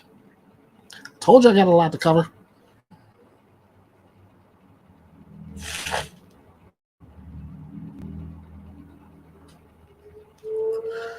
Thank God I don't have a video for this, because I would have to throw up a trigger warning like crazy, which I will do later for the last thing I want to next to last thing I want to show. A businessman pleaded guilty on Tuesday to conspiring with the leader of an offshoot polygamous sect near the Arizona-Utah border to transport underage girls across state lines, making him the first man to be convicted in what authorities say was a scheme to orchestrate acts involving children. Maroney Johnson, who faces 10 years to life in prison, acknowledged that he participated in a scheme to transport 4 girls under the age of 18 for, activity. Authorities say the conspiracy began between the 53-year-old Johnson and the sex leader, self-proclaimed prophet Samuel Bateman, occurred over a 3-year period ending in September 2022. Authorities say Bateman had created a sprawling network spanning at least 4 states as he tried to start an offshoot of the Fundamentalist Church of Jesus Christ of Latter-day Saints, which historically has been based in the neighboring communities of Colorado City, Arizona, and Hilldale, Utah. He and his followers practiced polygamy, a legacy of the early teachings of the mainstream Church of Jesus Christ of Latter-day Saints, which abandoned the practice in 1890 and now strictly prohibits it. Bateman and his followers believe polygamy brings exaltation in heaven. I'm going to partly leave that alone, and I'm going to partly comment saying this. As far as Maroney is concerned, he should never be let out. Even he should spend the rest of his life in prison for even coming up with such an idea. And conspiring with somebody like that,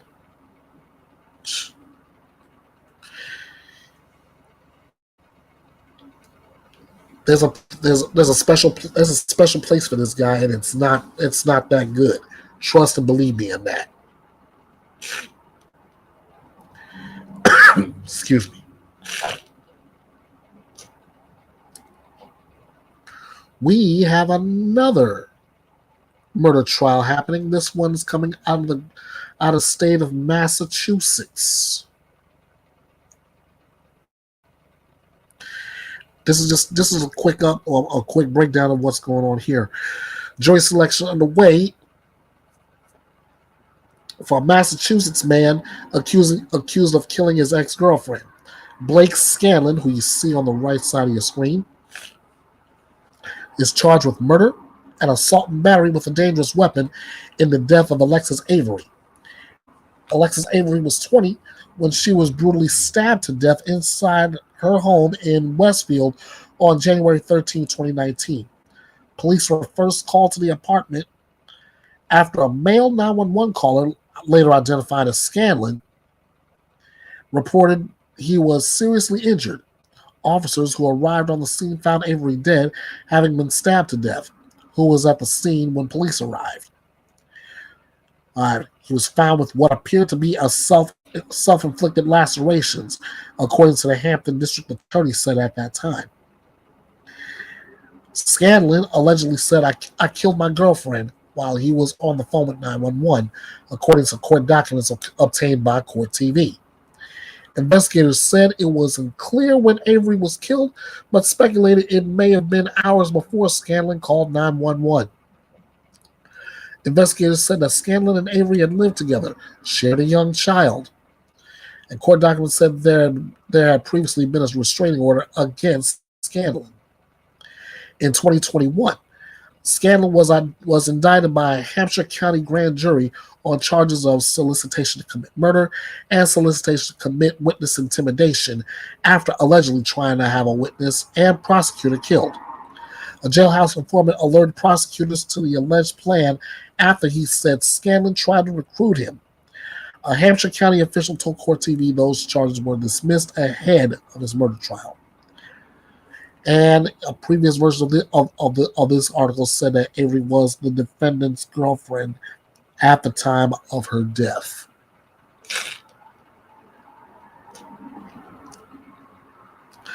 I tell you, I've said this time and time again. Ladies and gentlemen both, if you are involved in a relationship,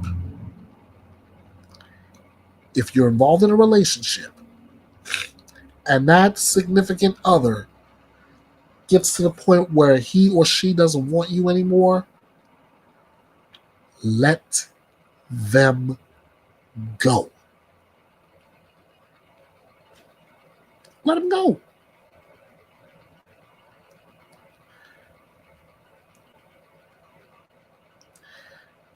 Murdering them is not going to do anything. Let it go.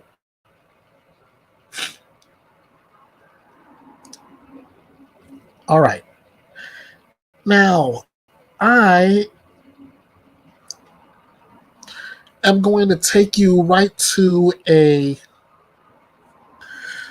press conference from earlier this week with the police chief of Kissimmee, Florida, in regard to the Madeline Soto case. During our forensic investigation, we uncovered disturbing evidence, graphic images, and videos depicting crimes being committed. It was during this examination that we learned we needed to act swiftly to remove the suspect, Stephon Stearns, from our streets. Despite the arrest, our investigation into her disappearance remained ongoing. We understand the importance of thoroughly exploring every lead and piece of evidence. The Kissimmee Police Department, along with other law enforcement agencies in Central Florida, continue their search for Madeline for the next several days following her disappearance, and we turn to the public for help. During this time, our investigators combed through a significant number of tips, and on March 1st, we received information placing Stearns' vehicle in a rural area of St. Cloud, where ultimately Madeline's body was discovered. We are all deeply saddened by the outcome of Madeline's disappearance. The Kissimmee Police Department continues to piece together the timeline leading up to the events that occurred. I want to address some questions we are receiving from the media in everyone's effort to keep the community up to date on this tragedy. At this time, Stearns is facing a total of 60 charges related to our investigation. This includes sexual battery, lewd and lascivious molestation, and unlawful possession of materials depicting sexual performance by a child. These charges reflect the meticulous work of our law enforcement community. Our detectives also are working closely with the State's Attorney's Office for the 9th Judicial Circuit and the Medical Examiner's Office on the investigation. Death investigations are complex. Tasks like forensic analysis and thorough interviews are crucial and require careful attention. It is vital to address these misconceptions in the pursuit of justice while preserving the integrity to the case. During an investigation such as this one, we gather additional information from individuals close to the deceased. Each person interviewed is treated as involved until proven otherwise. This is a standard protocol to ensure all the facts are uncovered. During our investigation, we have interviewed many individuals. Each interview has been vital to our understanding of the case. We are reviewing all of the information we received and are following up on every lead. Attention to detail and the diligence are the most important aspects of this investigation. We are committed to transparency and will provide updates when possible. Madeline's story has touched the hearts of many. Rest assured, our department is diligently working on the investigation, and while we appreciate the public's interest, we must prioritize the integrity of the investigation. We appreciate your support and understanding as we gather the facts.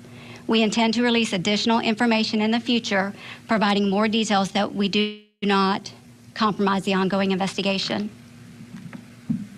We vow to do everything in our power to ensure Madeline's memory is honored with justice. Our detectives are dedicated to pursuing every lead, uncovering every fact, and holding those responsible accountable. Now I will open it up for any questions. Chief, I have a question. We know that you're working behind the scenes during this investigation to make sure everything is in order, but what can you tell us new today that we don't already know? I don't have anything new that you don't already know, other than our detectives are working tirelessly day in and day out to ensure, all the facts are uncovered in this investigation. Chief Holland, is the mother a suspect or a person of interest in this investigation? And also with the videos that you uncovered, is there any evidence of the mother's involvement on any of these videos? So everyone that was close to Madeline is considered suspect until we have proven otherwise. Chief, how close are we able to know what actually happened to Madeline Soto? Well, this is a very sensitive and, it's very intricate. We want to make sure that we uncover every single fact and all the evidence before, we don't want to put a timeline on it, basically, because the detectives are very meticulous in what they do, and we want to be sure that everything is uncovered that possibly can. Chief, can you release any information about the manner in which Maddie died at this point? No, ma'am. We are still waiting on the medical examiner's report. Chief, do you believe Maddie was killed inside of the family's home or somewhere else? We're still uncovering all of those details. I'm not going to speculate on that until we have the facts. Chief, can you tell us if Stephen Stearns acted alone in all of this? We're still uncovering all the evidence. I don't want to speculate whether he was or not. We will wait until the investigation, is completed to make that determination. Has Stephen Stearns said he acted alone, or what has he said in interviews with you? Since we know he's in jail. Yes. What has he told you about other people's involvement, if any? He has invoked his right to a lawyer, so we have not spoke with him. Is there any time that you can expect an update for us? The public is asking every single day, and we understand that you're working on the investigation, but we would like to give them something. I don't want to rush my detectives. I think it's paramount that they take their time, and Mr. Stearns is not going anywhere. He's in jail and he's going to be there for a while, so my detectives, I want them to be, just look at every single detail and make sure, but I don't want to give a timeline at this point. Chief, you mentioned you're working closely with the medical examiner. What does that relationship kind of look like, and what information are they able to release to you before that exam is complete? So not really. I wouldn't say that they've released and information. We depend on the medical examiner's report for our report. So we're going to have to wait until they release that report. Did you believe there are any additional victims? No, it appears that this all was isolated to the home. I'm still trying to get a sense of things. Do you still feel like you have more questions than answers at this point? I think our questions are being answered slowly but surely. For the integrity of the investigation, we have to, keep things close until such time as we hold those accountable for her death. Chief, do you feel like this is taking longer than it should because Stearns is not speaking? No, I just think that, sometimes these investigations are just very lengthy. We know that he is in jail and he is not going anywhere. So the detectives are just making sure they cross the T's and dot their I's. They want to put together, a foolproof investigation. Chief, is the mother and the family members being cooperative and answering questions? Have they lawyered up? And also the father of Madeline, who is not a Florida resident, is he a part of this investigation or at least being asked questions? We have interviewed all those family members that are close. Mother has cooperated. She did give us an interview. So there's, no one is not cooperating other than Stearns. We know that the crimes were committed in the home. We also have, the date of birth of the person, but we have not confirmed that that is Madeline Soto. Would you be able to confirm that information for us? Right. So all of the charges are with children under the age of 18, and they are protected. Their identity is protected under the law. So it's going to expect. It's been a couple of weeks. Nobody's charged for the murder of Madeline. Nobody knows exactly what happened to Madeline. We can expect in the couple days someone's going to face charge for the murder of Madeline Soto. When the detectives put their case together, like I said before, they want to ensure their investigation is tight. We're working, hand in hand with the state attorney's office to ensure, every piece of evidence is revealed and uncovered. So I can't put a timeline on when that might be. And Chief, with his cell phone, there's just one thing to understand here. So he originally went to the Orange County Sheriff's Office. At least that's what we understand. He gave the cell phone to the Orange County Sheriff's Office. The Sheriff's Office then found something on his phone which led to an arrest. In the arrest affidavit from Kissimmee PD, it says he offered his phone freely to Kissimmee PD. Can you kind of explain how that happened? Because I just have a tough time understanding how somebody who's been arrested for something on his phone freely gives a phone up again.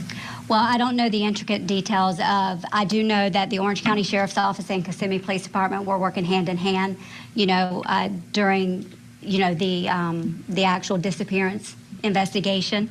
So I don't want to speak on exactly how that happened, but it's not uncommon for us to ask someone if they want to, give up their phone. Chief, is there anything in particular that keeps you up at night regarding this case? Well, a lot of things keep me up at night. My takeaway from this is talk to your children, families, talk to your kids. Know that there are agencies out there, the abuse hotline, Help Now, that people can report suspicion to. And I would encourage mothers and fathers to have those conversations with the kids and be aware. Last question. Had you guys investigated this family before? Not for anything like this, no ma'am. I'm sorry, can we just confirm how long that relationship was, the mother and the stepfather? That is still being under investigation. We're trying to get the timeline for that. Chief, I have one more question. This is a case that became really big out of nowhere for a lot of people, but what has the department learned through all of this so far? Well, this was a very tragic event. I think that, like I said earlier, it's up to us, up to each family member to have those conversations with your kids and report any suspicion of abuse to your school resource officer, to an adult that's a trusted adult, to any police officer that's out there. So just report it and let the law enforcement community investigate. Okay. Thank you.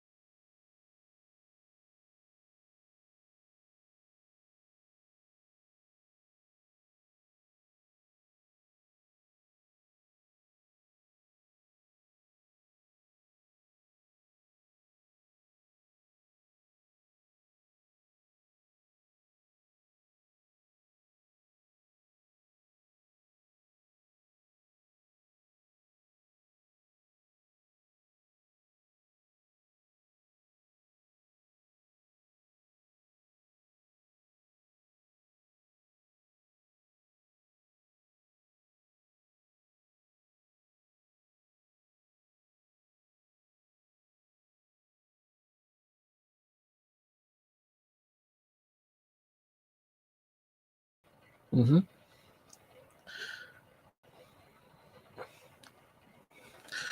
Okay.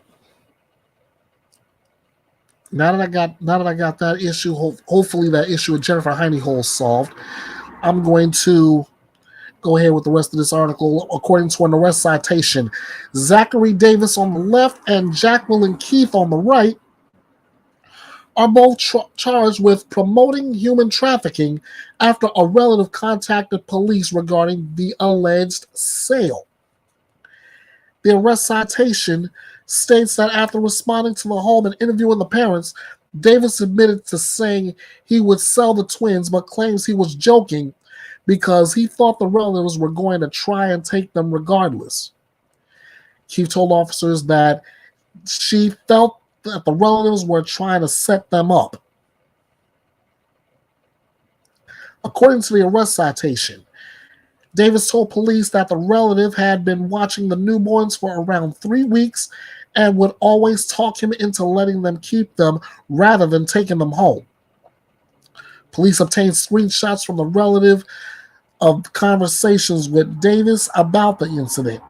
Both Davis and Keith were arrested and booked into the Jackson County Detention Center.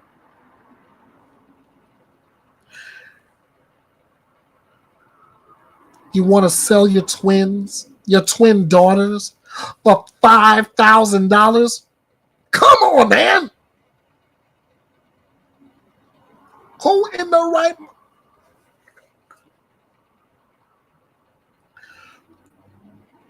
the right mind would get it into their head to want to sell a child, let alone twins, for any amount of money? You've got to be on something. Well, let's hope that those twin girls will have somewhere they can call home, people they can call mom and dad, and that will actually love and care for them, unlike these two knuckleheads.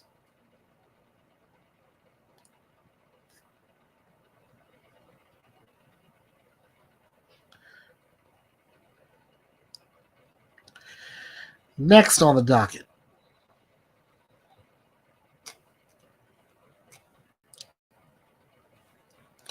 four relatives charged in a kidnapping case of a malnourished and abused teen.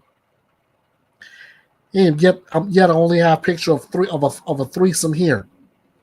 4 members of a rural Iowa family are accused of abducting and abusing an 18-year-old relative who had been handcuffed to a bed and beaten so badly that he had brain bleeding and multiple broken ribs, and who was so malnourished he weighed just 70 pounds when he showed up at a hospital earlier this year. That's according to court documents. Gary Graham Jr., 44 years old, 42-year-old Danielle Graham, and 20-year-old Aaron Williams, and a 16-year-old girl, all from Zeering, Iowa, were charged Monday with first-degree kidnapping and willful injury. They face a preliminary hearing March 29th. Court records show that a judge issued an order preventing them from having contact with the alleged victim. The teen girl is charged as an adult, but the Associated Press is not naming her because of her age. A supervisor for the public defender's office for Story County said defense attorneys will be assigned, but they haven't yet. I'm stopping right there. Yeah, oh yeah, these stories are so crazy. Sad, she said. Jennifer Heiney says it's sad to know that they are all real and happening every day. Absolutely, they are happening. They are happening every day. And what bugs me is that what gives some of these people the right to do what they do, and do what they're doing, what they're accused of doing, and thinking they're gonna get away with it.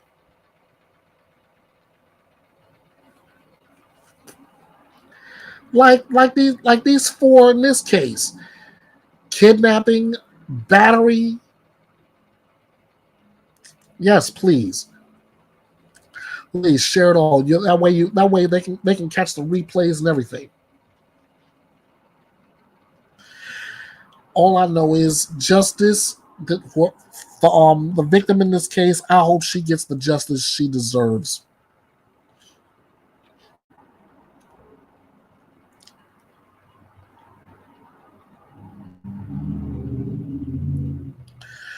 Oh boy. Next, we're going to Texas, y'all.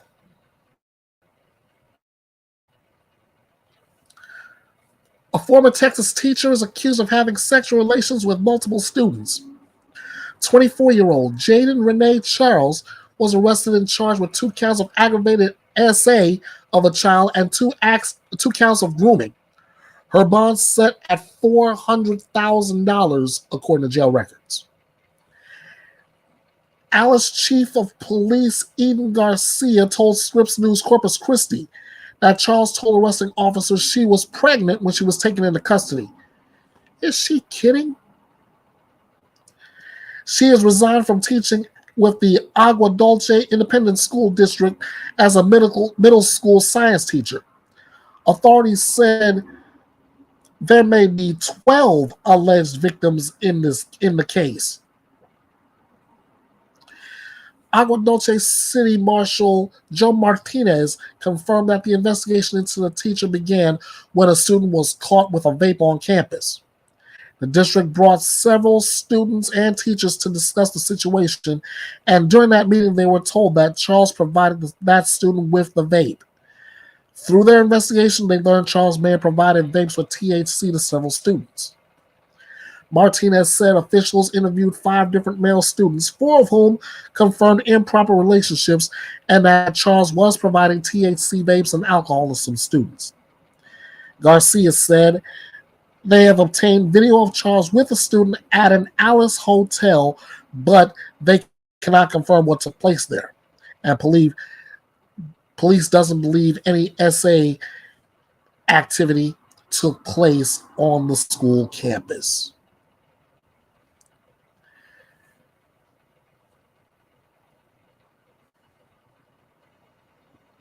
Apparently, as much as I've heard this hot for teacher case going on all over the United States, and still there's no end to it. See what you started, Mary Kay Letourneau? You see what you started?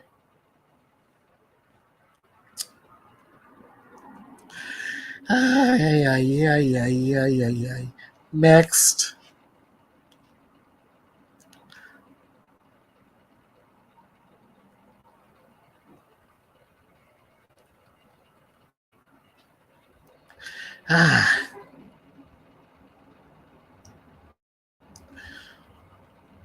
This one's out of the Detroit area. A Michigan woman accused of killing her 8-year-old daughter blamed a mystery woman. Chelsea Renee Duprin, age 30, is charged with felony murder and first-degree child abuse in the death of Lila Cassell. On March 16th, Duprin called 911 to report Cassell had stopped breathing. When police arrived to the home in Wayne, it was clear the child had been assaulted. Police noticed severe swelling and bruising to Cassell's head, face, and neck. Police said Duprin first claimed her daughter fell down the stairs, but then her stories began to change. Oh, there we go.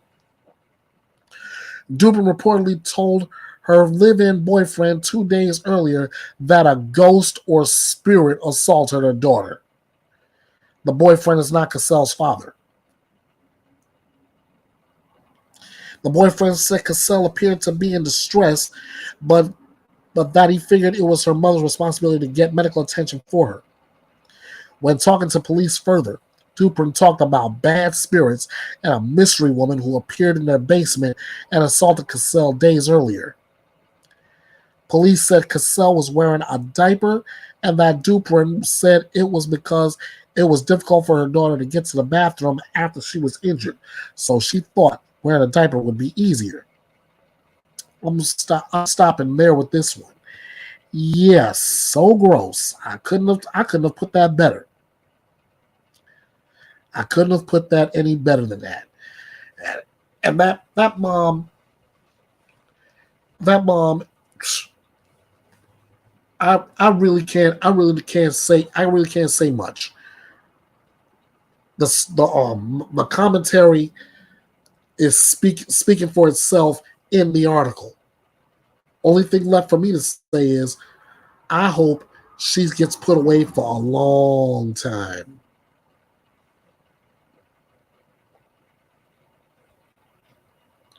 Next, got a fugitive wife murder trial.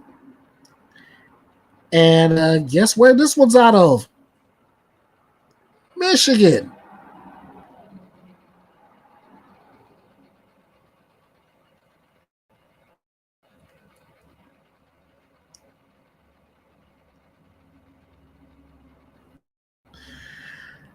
And I am going to turn this one over to my two good friends at Court TV, the Honorable Judge Ashley Wilcott and Michael Ayala. All right, folks, we're going to switch gears now and go to Michigan, where a jury has officially been seated in our next big trial, the fugitive wife murder trial. A jury of 10 women and 4 men will hear the case against Beverly McCallum.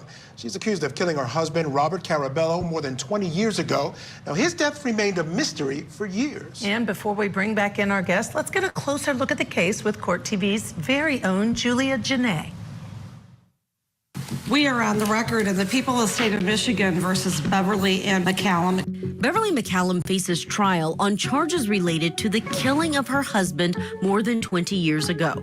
The circumstances surrounding Roberto Carabello's death were a mystery for decades after his charred remains were discovered in a metal box found in a blueberry patch in western Michigan in 2002.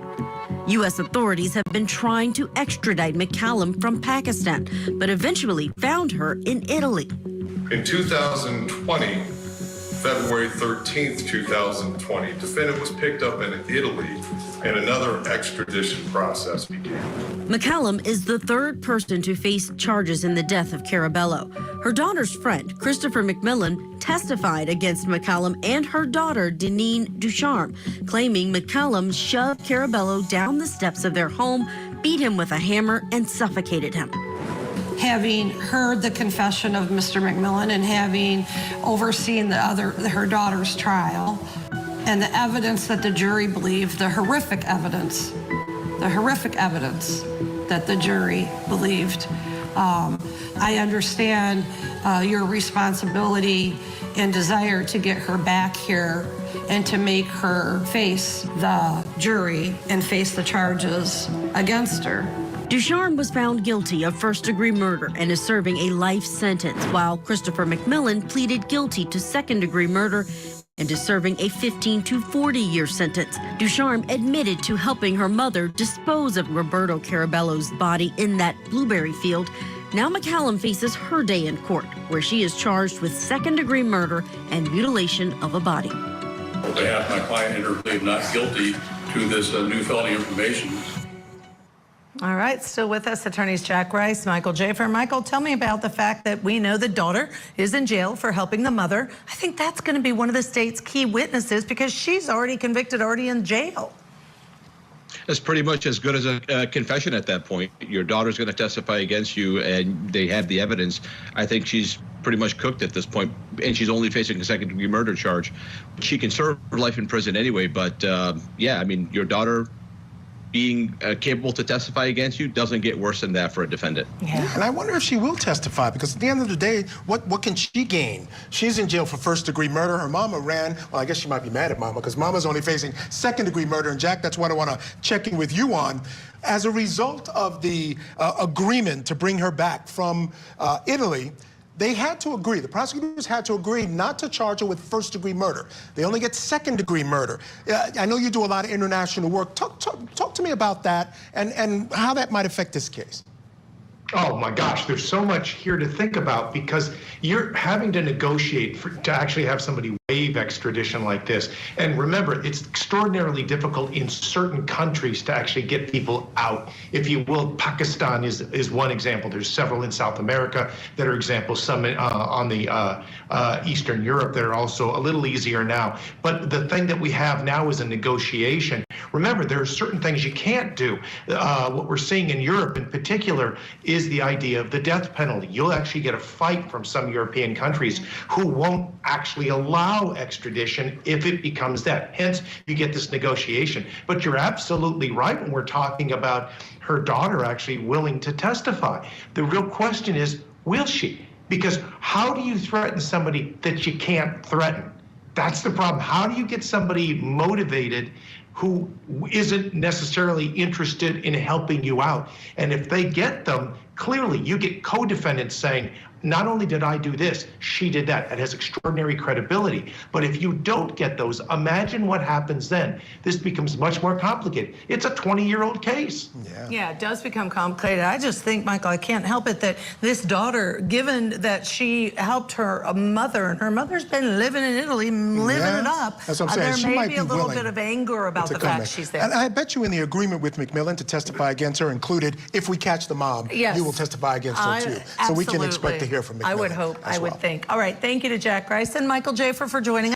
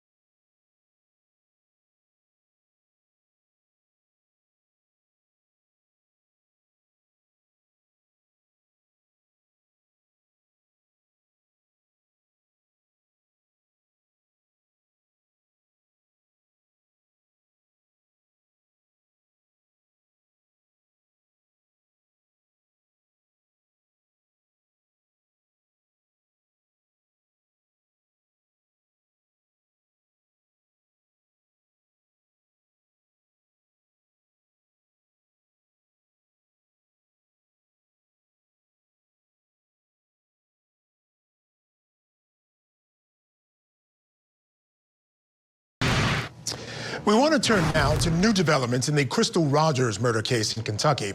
Today, her former boyfriend, Brooks Houck, and his two co-defendants, Steve and Joseph Lawson, father and son, were in court as well. Now, Joseph appeared via Zoom. He is a paraplegic and in a wheelchair. All three defendants want the trial moved out of Nelson County, citing media publicity, and the prosecution agreed. The judge granted the motion and scheduled a hearing for May 1st to decide where the trial will now take place. And in another move, the prosecution filed a motion to consolidate all three cases, but the defense objected, saying there should be three separate trials. And Steve Lawson's attorney, Theo Levitt, asked the judge to hear a motion to dismiss charges against his client. After court, Levitt spoke to the media about the immunity agreement he complains about. Because at no time was my man never promised immunity. At all times he was promised immunity, in my presence and outside of my presence, before I got involved and after I got involved. And there's no question about that in my mind when we entered into those negotiations. Now, the judge set a hearing for June 13th to hear arguments on the motion to dismiss the charges against Steve Lawson and on the prosecution's motion to consolidate the cases. Brooks Houck was the man. He was the main suspect in the disappearance of Crystal Rogers in 2015. Last year, police arrested him and charged him with Rogers' murder and tampering with evidence. Steve Lawson and his son Joseph were also charged in the case for criminal conspiracy to commit murder and tampering with physical evidence as well.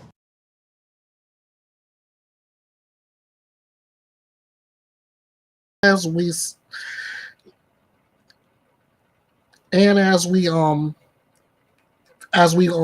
wait to see what happens with those hearings, when I get that information, you guys will get it too. Next up,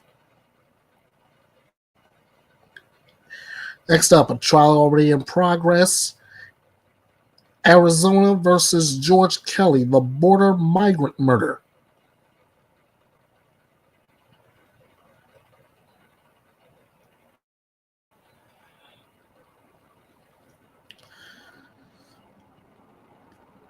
All right, here now.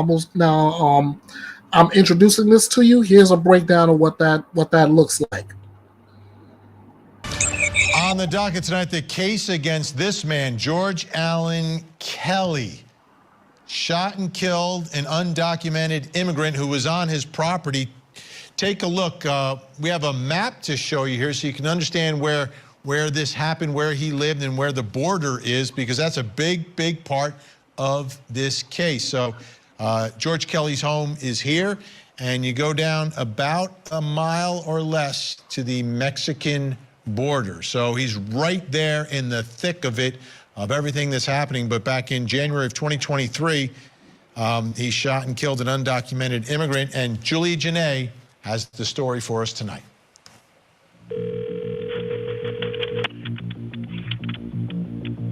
Hello? Hi, sir. I'm calling from the Santa Cruz County Sheriff's Office. Yes. On January 30th, 2023, George Kelly and his wife were having lunch at their ranch in southern Arizona when he says he heard a single gunshot. The Nogales Sheriff Department had 4 or 5 guys out here this afternoon investigating a Border Patrol drug running incident.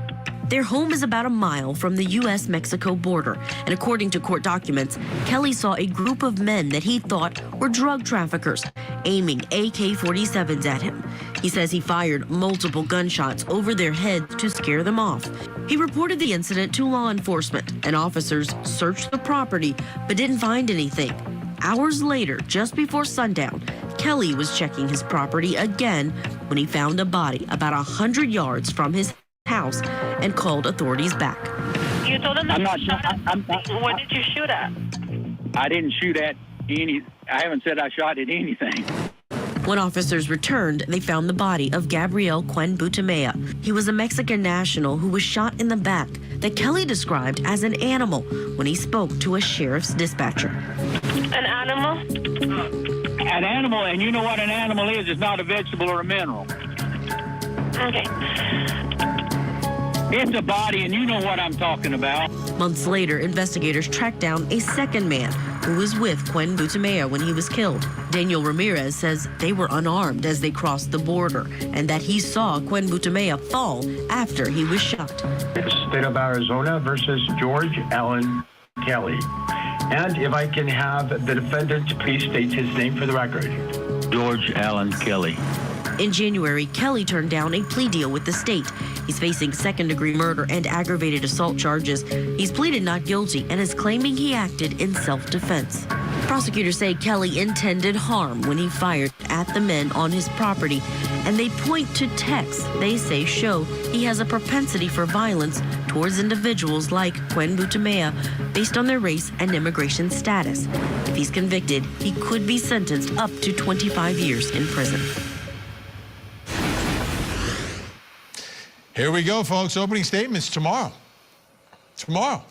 This case is starting tomorrow, right here on your front row seat to justice. Let's bring in our think tank, Eklund Mercy, Kirk Nurmi, Nima Romani. Kirk, you're in the middle of it. You're in Arizona. This is what Santa Cruz County. This is obviously a somewhat politically charged case. Could be a self-defense case, however you look at it. Give us the inside look at Santa Cruz County and how you see this one. Well, you're right. I mean, it's very politically charged, Vinny, and I think prosecutors are going to have to make this case about the facts rather than the political implications or arguments that surround immigration, right? So I think jury selection is going to be key in this case for the prosecutors to bring this forward and get a jury that's really going to look at the facts. They're going to look at the verbiage of his text messages, of his online rants, and they're going to look at the facts, some of the ballistics, right? He talks about shooting up in the air, but does that hold water? And what is actually his self-defense claim? What is he saying that put him in fear of his life? They want the jury to concentrate on those facts instead of the larger issue at hand in our nation. Nima, what do you think is going to be crucial in this case? Oh, voir dire and jury selection. I mean, if you look at the facts and the law, this is a murder case, but, you know, obviously self-defense, we know using deadly force, you have to be in imminent fear of death or serious bodily injury. Kelly was not. I mean, plain and simple. But, I mean, Kirk touched upon it. Immigration is the most political issue right now. You're dealing with it in Texas, SB 5. It's being litigated, went up to the Supreme Court, came down. State officials are trying to enforce immigration laws. Obviously, Arizona had the Show Me Your Papers law about 15 years ago. That was struck down. I mean, so many folks who end up on juries have very strong views about immigration, Vinny. And this case will be won or lost during jury selection. Equal Mercy is self-defense. I think George Allen Kelly is going to have to take the witness stand. Yeah, and it's sad because just based off of the interviews and from what I heard, it sounds like he has a lot of hate in his body. And, you know, I don't know how that's going to translate in court. The fact that he believes that that man was an animal is already a problem. And unfortunately, that view is shared. So I don't know how many people in that county shares his views.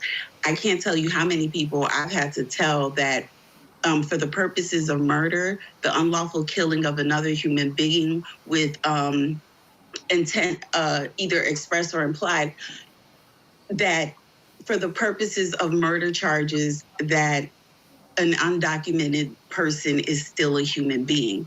And this is where we're at today. And what I saw is it's going to be interesting. I don't know. It sounds like he wants his day in court and he wants his thoughts heard. So I'm thinking he's just going to be questioned. He's waiting for the stage.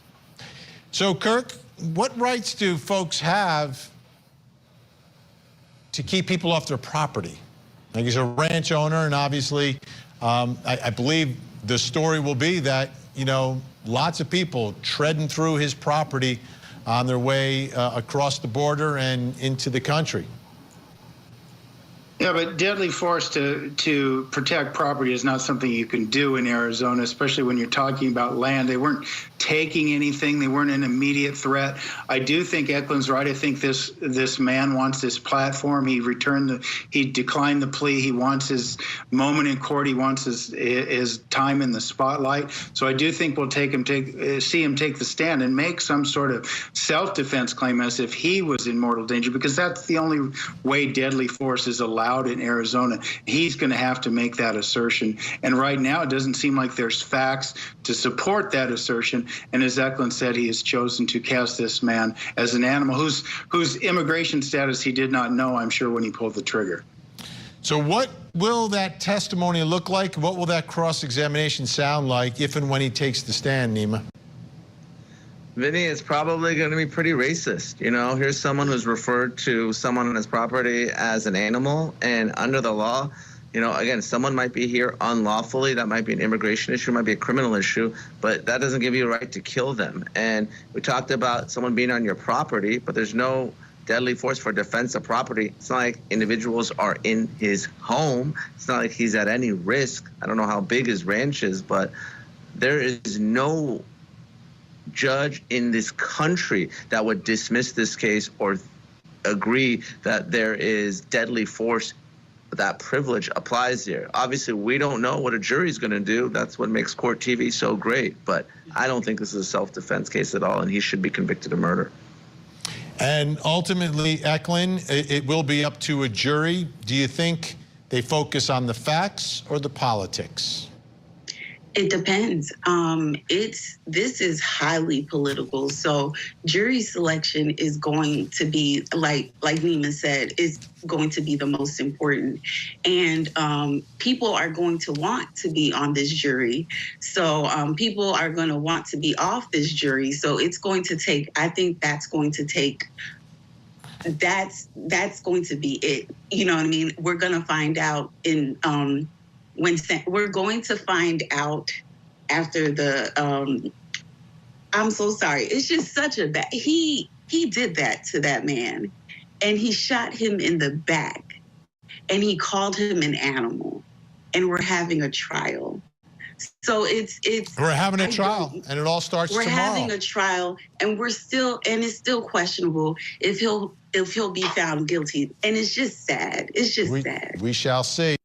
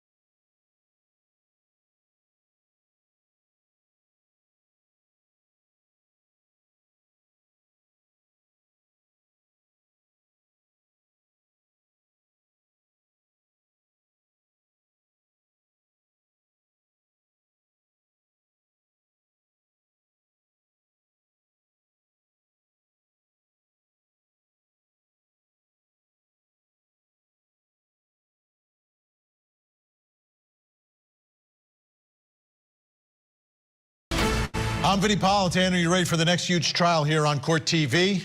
It all begins April 1st in Boise, Idaho. Chad Daybell, the so-called doomsday prophet.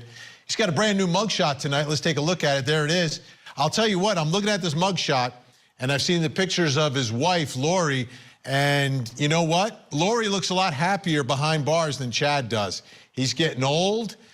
He looks like he wants to get out. His eyes are tired. His wife is smiling. She couldn't be happier being a convicted murderer. It's unreal.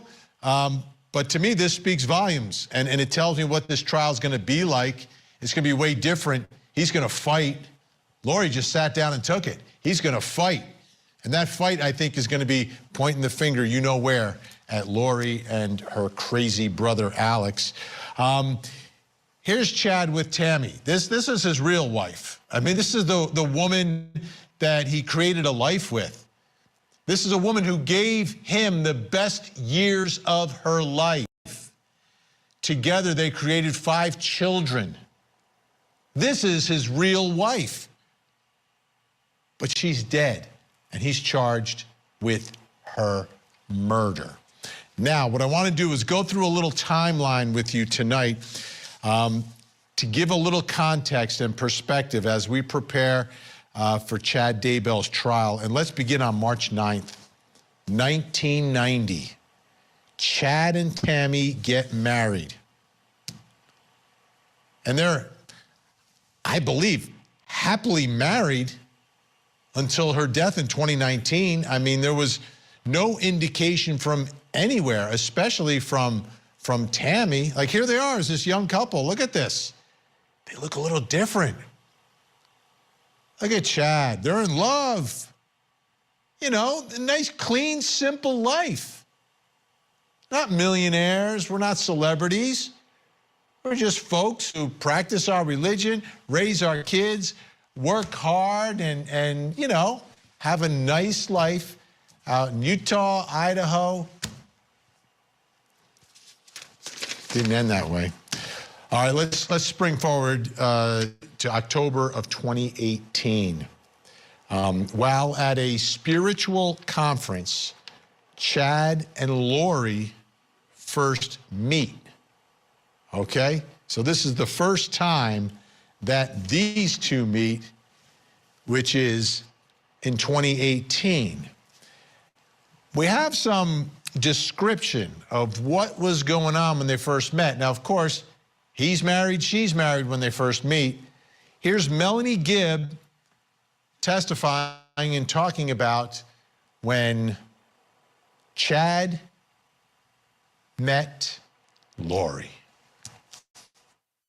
They were very friendly to each other, very interactive, talking a lot about some of their ideas and beliefs that they had at that time. And so they were There was definitely attraction in the beginning, right from the beginning. So, did Lori ever indicate to you whether or not she and Chad were engaged in an affair? She would just share that they were intimate. Did Lori indicate whether or not she thought it was okay that they were engaging in intimate relations?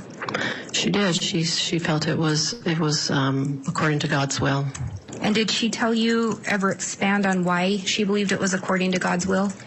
Yes. She explained that because they had been married in multiple lives and they had a mission together, that it was okay.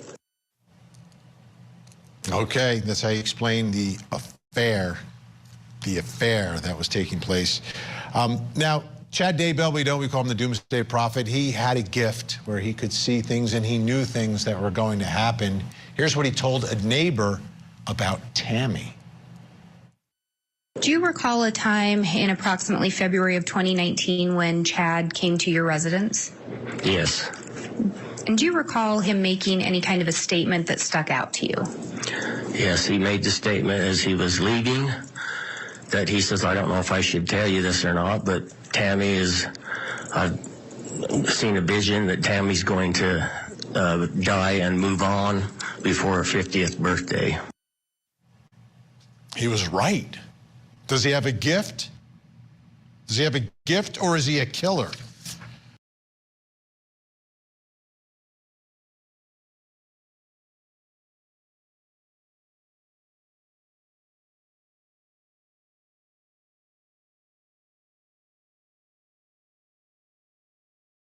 I saw a photo of Tammy Daybell, and like you, I've heard nothing but good about her.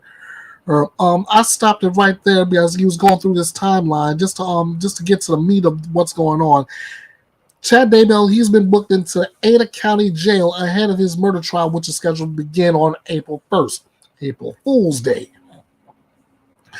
Daybell's been transferred to Fremont County on Thursday, according to jail records. A new booking photo, as you've seen, was released shortly thereafter. Previously, Judge Stephen Boyce granted a request to move the trial from Fremont County due to the publicity. The so-called Doomsday Prophet is charged with conspiracy and first-degree murder in the October 29th death of his first wife, Tammy Daybell.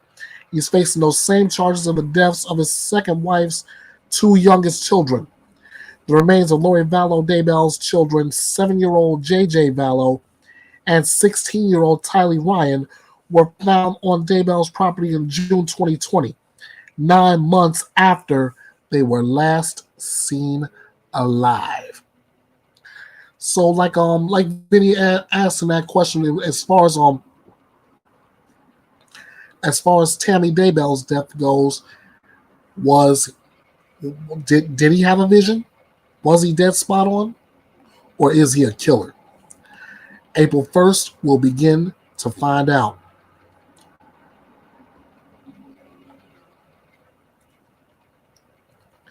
Let's see. Next. Oh, my goodness. I almost forgot about this.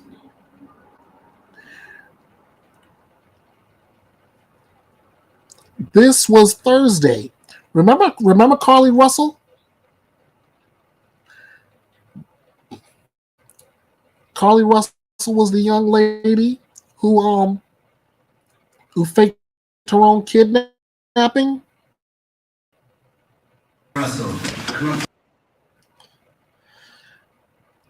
Well, I'm going to take you to her plea hearing and subsequent sentencing. Now, as you listen to this, I'm gonna leave you with one question. You know what? In fact, now that I'm thinking about it, I'm gonna set this poll up.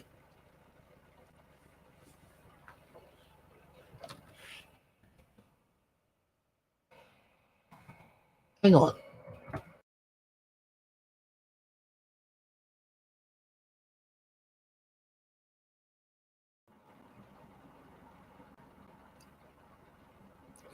That tab.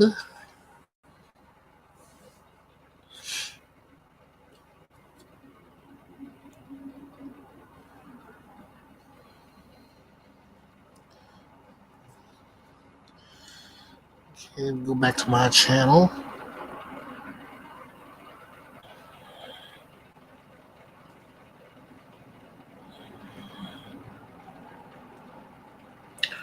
Okay.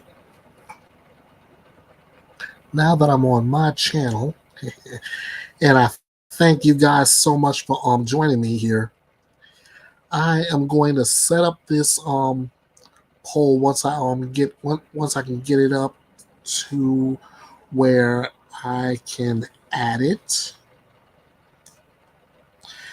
Okay, there it is. There's a poll. I'm gonna simply ask you all this.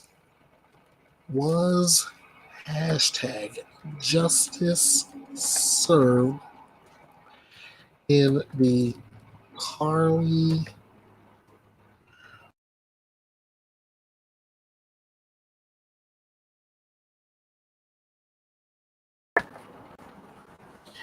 and that is the yes or no.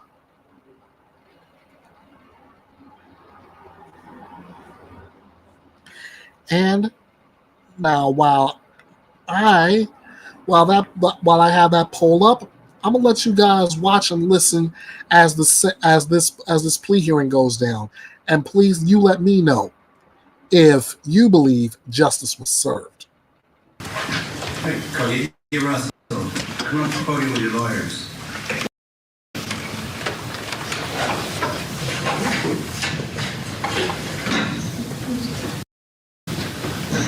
Judge, this is Ms. Russell. Afternoon. Please raise your right hand. Do you solemnly swear the testimony you're about to give shall be the truth, the whole truth, and nothing but the truth, so help you God? Yes, sir. You are Carlethea Russell? Yes, sir. You can put your hand down. This is CC 23-888 and 889. You were charged in each of these cases with making a false police report, which are misdemeanor offenses. I'm showing you a document titled Explanation of Rights. Did you go over this document with your lawyers? Yes, sir. Is that your signature on the last page? Yes, sir. Do you have any questions about this document or about your rights? No, sir.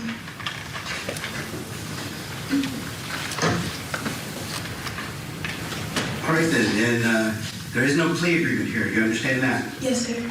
In CC 23-888, as to the misdemeanor offense of making a false police report, how do you plead? Guilty. And in CC 23-889, as to the misdemeanor offense of making a false police report, how do you plead? Guilty. Fine. Do you have, let's see, I'm a little out of order here. I'm showing you Court's Exhibit B. Did you go over this document with your lawyers? Yes, sir. And is that your signature at the bottom? Yes, sir. Are you satisfied that your attorneys, Mr. Henry Anthony, Richard Jaffe, and Lucky Milad, yes, are good and competent attorneys and have represented you well? Yes, sir. Are you satisfied with the plea agreements in these cases? Yes, sir. Are you pleading guilty of your own free will? Yes, sir. Has anyone forced you or coerced you to plead guilty? No, sir. Has anybody promised you anything in exchange for your plea? No, sir. Are you pleading guilty because you are in fact guilty? Yes, sir. All right. At this time, before we proceed, well, I find that your plea was made knowingly and voluntarily, and based on your plea, I find you guilty. Before sentencing, first, is there anything that the Attorney General's office would like to add? Yes, Your Honor, if you don't mind. As the court is aware, I have asked to speak today, and I have a lot to say, but the court has asked me to limit it to 2 minutes, and so I will do that. First of all, this case has always been about respect for law enforcement and respect for this community as a whole. Ms. Russell faked a kidnapping, duped the community, and contrived this situation. We still, Judge, don't know to this day where she was, how she got there, what she was doing, and with whom she was doing it with. Once we figured out that she was supposedly missing, the community got involved. Hundreds of people got involved. They took time away from their families, their work, their fun. Law enforcement got involved from federal, state to local. And they took time away from their family, their people, their work, other cases that needed to be solved. This has been a case that it was taken advantage of, and it's our contention that Ms. Russell knew this would happen. She had researched it on the computer. She had researched search terms about Amber Alerts and the movie Taken, all of those things. And then, Judge, when she came home, We have ring camera footage of her walking casually down her parents' street, and when she gets in front of her parents' house, she runs up there and starts beating on the door. Police were called, the body cams show that she's flailing around and still perpetuating this ruse that she was kidnapped. The ambulance was called. She goes to the hospital and she finally speaks with law enforcement, and that's when she tells the story about that orange-haired man and woman playing with her hair and eating cheeses. This ruse continues, and it doesn't stop until a couple of days later when her lawyer issues a statement. So I have to say, Judge, that because of this ongoing, complete disrespect for this community as well as law enforcement, it is our contention that she should get some jail time. I understand that it's a misdemeanor. I do. But because of the effect that it has had on law enforcement as well as on the community, we feel even if it's weekends in jail or nights in jail, that some sort of incarceration is warranted in this case. I think I kept it under 2 minutes. All right, thank you, Ms. Morris. All right, is there anything from the defense attorneys? No, sir. Judge, what we're going to do is going to let Ms. Russell make a statement.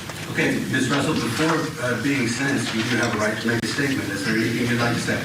Yes, sir.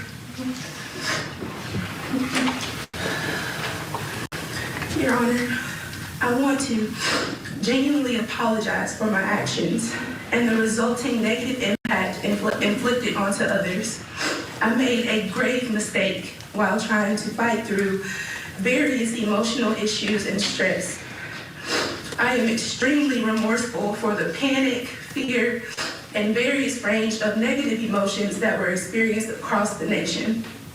I want to specifically acknowledge and take accountability for the pain and embarrassment that I inflicted upon my family, my church family, friends, neighbors, community, and all of those who were directly involved in search efforts for me. I also extend my sincerest apologies to the Hoover Police Department and every other law enforcement agency and personnel for the position that I put them in and for the resources used. I absolutely regret my decision, and in hindsight wish that I had cried for help in a totally different manner.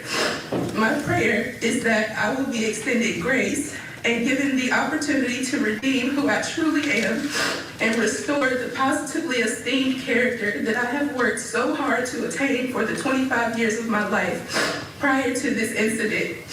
I wholeheartedly can say that I never had any malicious intent to hurt anyone. And I pray that you will feel my sincerity and that as I prepare to pick up the pieces and go on to restore my life, that you will witness the fruition of grace. And we're not going to say anything. Okay. All right. Thank you, Ms. Russell.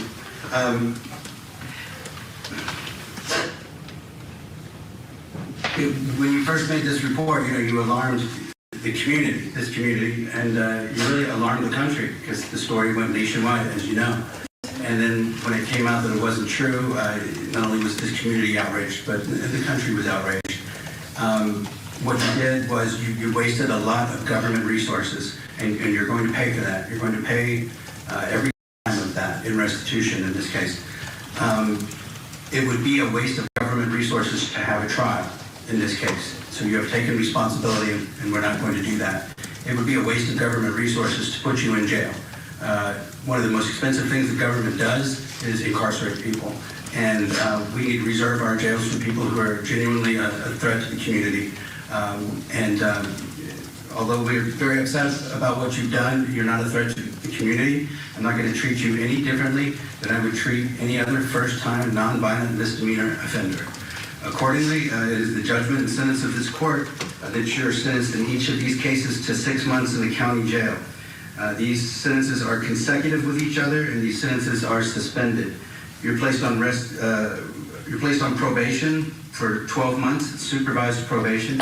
It's a condition of your probation that you pay a full amount of restitution, which is $17,974.88, paid to the city of Hoover, 100 Municipal Lane, Hoover, Alabama, 35216, paid out through the clerk's office on the first floor in this building, so we have a record of it. I'm also sentencing you to serve, and this is a condition of your probation, 100 hours of community service. I want to see when we come back, I want to see that you've made progress, if not have completed that community service.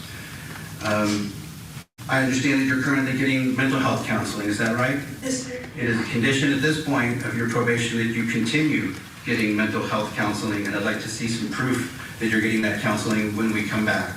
This case is set for a review hearing. We're going to review the amount of restitution that's been paid, community service, and that date is October 16 at 9 a.m.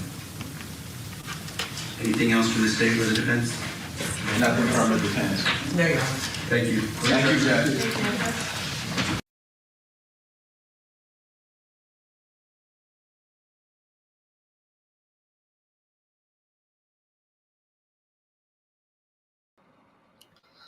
So I pop back up on your screen, and I pop back up on your screen a little upset.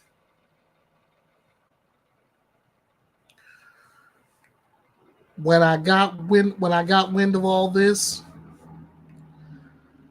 I said these very words to my wife, and as I'm saying it to you all in the chat. Let the last outlaw get this straight. Carly Russell fakes her own kidnapping because she was undergoing emotional issues. And she's sentenced. No jail time. 12 months supervised probation. Has to pay nearly $18,000 in restitution and have to do 100 hours of community service. Ladies and gentlemen, this is why I put that poll up right before I started with this. And now I ask you again,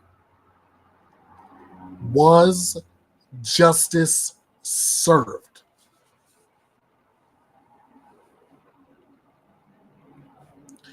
Let me go to the poll. 4 votes in, and I don't see one yes on it. 100% no. Justice was not served. I want to thank you all for your participation on that poll. And I want to bring some more news for you in regard to this.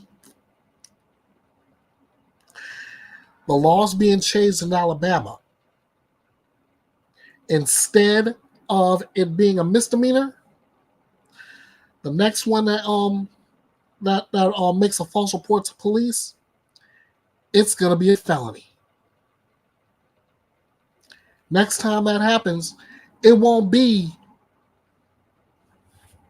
a suspended jail sentence. It won't be months of probation. It won't be, it may be restitution.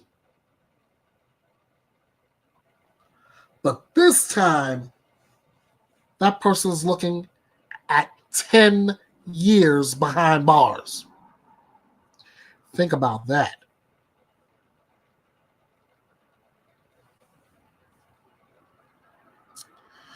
All right. Last thing I want to bring you. I like to call this one. I can now call an old case, a closed case, but there is some things that you need to see.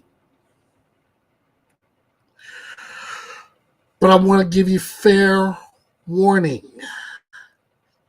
I want to give you fair warning in this.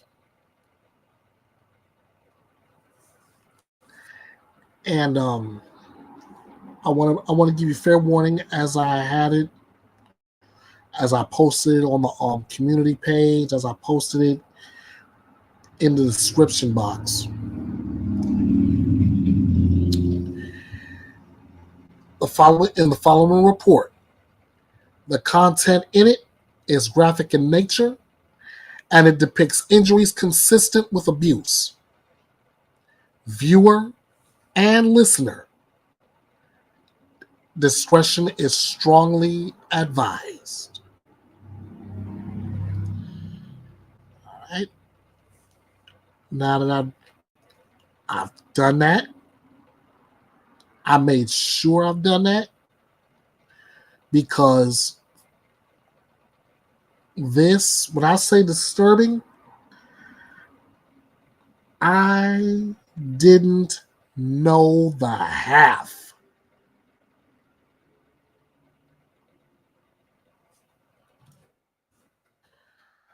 I didn't know the half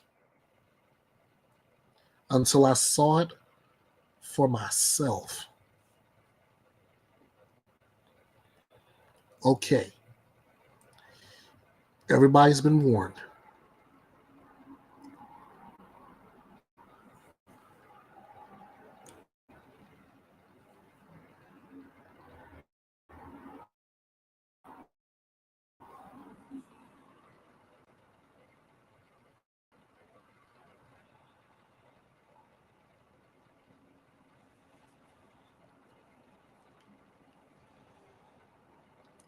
Let me see real quick here.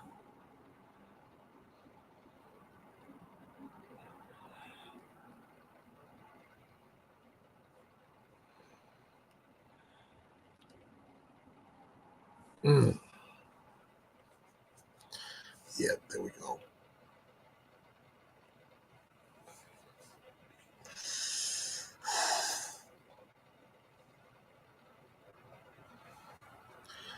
All right. I want to start before I go to Vinnie Politan with this. I want to start off with a couple of images. Now, I warn you, if you don't have the stomach for this, as for what I'm going to show you, it's graphic. It contains what abuse looks like. Okay? If you can't stomach this, turn away now.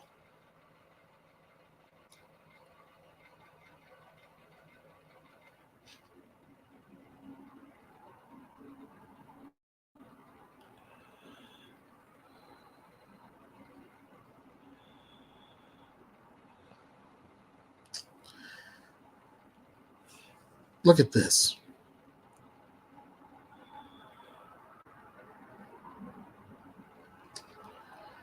Absolutely horrifying. Absolutely disgusting.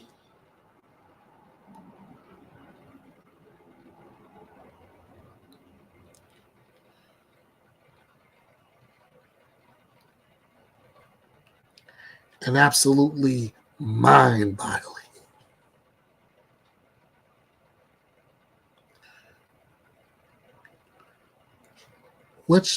What monster is capable of doing all of this?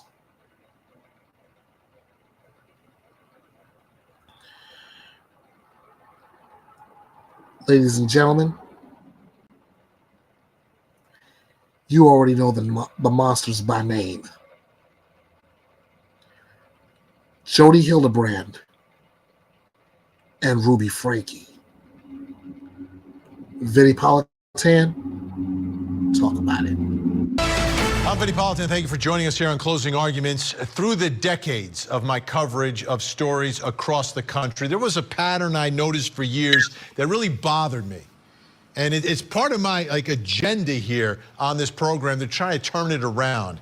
And it was the way and the attitude towards parents who harm their children versus strangers who harm children.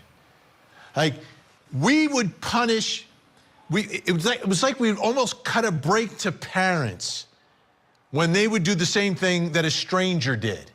Like, when a stranger does it, it's worse than a parent doing it to their child. And I think it's upside down. A parent Harming a child, to me, is breaking a trust that should never be broken. And to me, that's an aggravating factor. And I believe parents who harm their children in whatever way should be punished more harshly than the creepy stranger. But it's been the opposite. Not just in the way they're treated by the court system, but like the way people talk about it. Almost as if like you bring a child into the world, you can do whatever you want with the child. No.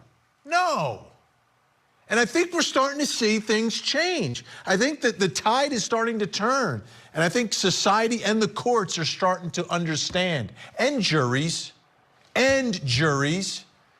We begin, like with the Ferreters. Timothy Ferreter, boy in the box in the garage. Gone in prison. Shonda Vander Ark, like this. Public enemy #1 for what she did. And now tonight, another story where we're getting new details about this woman, Ruby Franke. Ruby Franke, smiling, happy, had a great life, really had a great life with her family. Beautiful kids, husband, raising, I mean, just a house full of energy. And she showed the world and brought the family to all of us on her 8 passengers YouTube channel, which had millions of subscribers, millions and millions of views. And it should have been like the best of all worlds. But things started to turn dark, like really dark. First, on the actual videos, people were complaining about what she was doing. And now she ended up in a courtroom. And there she is with the stripes on. But that's where she should be. And after you see what I'm going to show you tonight, and we're going to go into even greater detail next week on Monday, we've got new videos. New videos that are actually, so we can actually see what was happening to these children. Her and her podcasting business truth mom's partner, Jody Hildebrandt, she split from her husband, took the kids, and then was living with this woman. And what a house of horrors. So where do we begin? It begins here with one of her children who somehow got the energy to escape the house and go to see a neighbor to get some level of help. This is a neighbor who has no idea what's happening next door. Look at his legs. Look at this child's legs knocking on the door.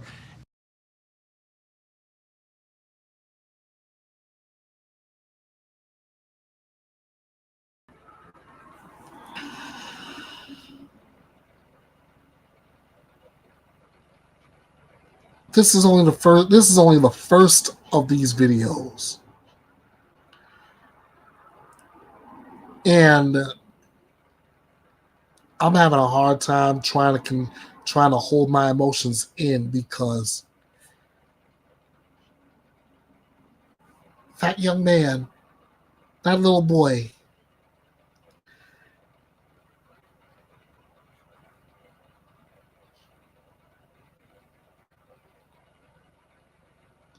to say that he doesn't look healthy, that's the most gross understatement I can make.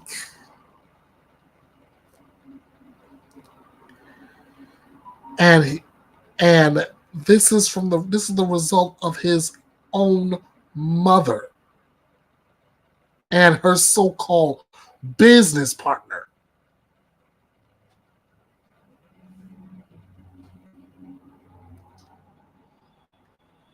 And now we have some of the video, and you'll be able to hear what happens when he goes to the next house and someone answers the door.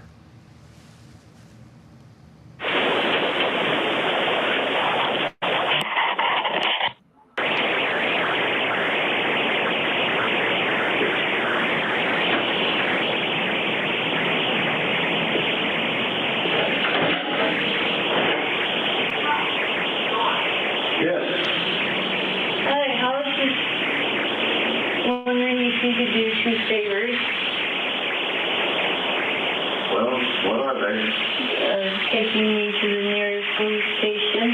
Well, actually, this one's fine. What's going on, son? Have a seat, sir. It's personal business.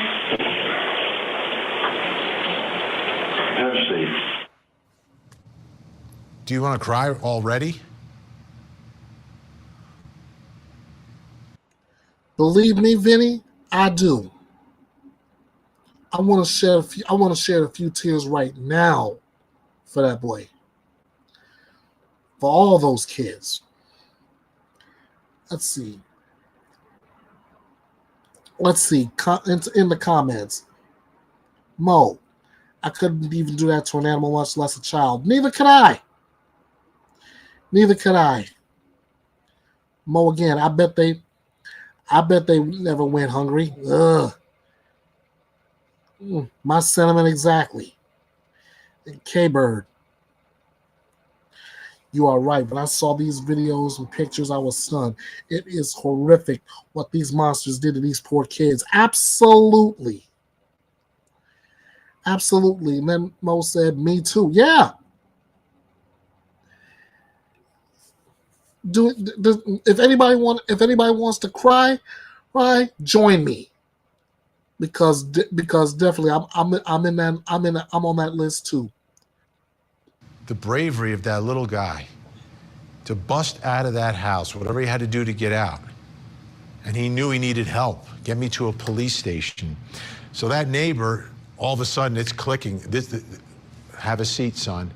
And of course he calls 911. Of course. Tell me exactly what's happened. I just had a 12-year-old boy show up here at my front door asking for help. And he's said he just came from a neighbor's house, and we know there's been problems at this neighbor's house.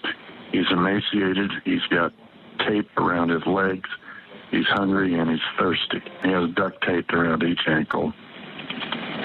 Yeah, there's sores around him. I think there's a good chance he's been... Oh, and he has them around his ankles. I mean, his wrists as well. Okay, this boy has been...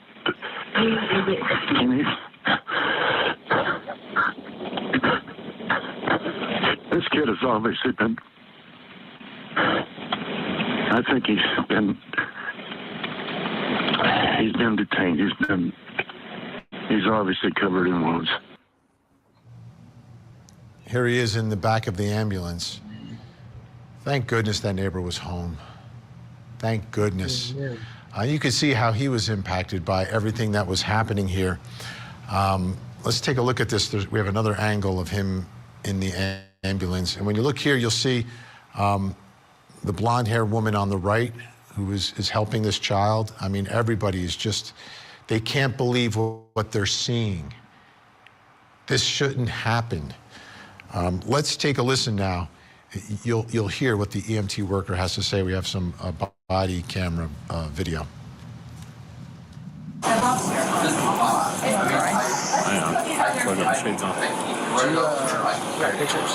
I'll take more. Or do you want me to? Just let him do? They can't believe what they're finding here. So now police have entered the house that the child came out of because there was information that he's not the only one. So police enter that house and then find a child in the closet. And again, I'll prepare you for more heartbreak here. Let's take a look. You come in, buddy. I'm a police officer. Are you going for the union here? Hey, you okay? Is this just you in here? I'm Sergeant Tobler. What's your name? I just have one. Where's your sister at? Contact one. You okay? Huh? You doing okay? You don't want to talk to me? Yeah, that's okay. So now police work quickly, and obviously there are two adults that are living in that house. The children's mother, Ruby Franke, and the woman she was living with, this so-called counselor, Jody Hildebrandt. Here's Jody Hildebrandt being arrested. She's taken into custody. This is inexplicable, like skin and bones. You're emaciated. Like, who does that to a child? Who does? I mean, the one thing we do wrong sometimes is we feed them too much, right? Oh, you're getting skinny. You need some more meat on those bones. Who does that to a child? And here's mom getting arrested for it. This makes no sense.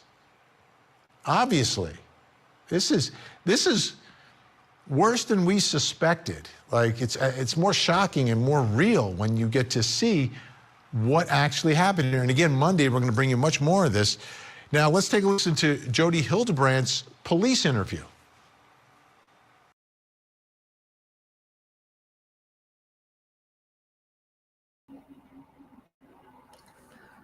Let's not.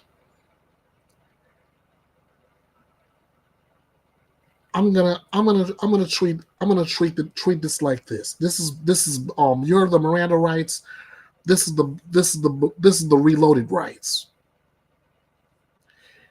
You have the right to get upset with cases like this. You have the right to get angry.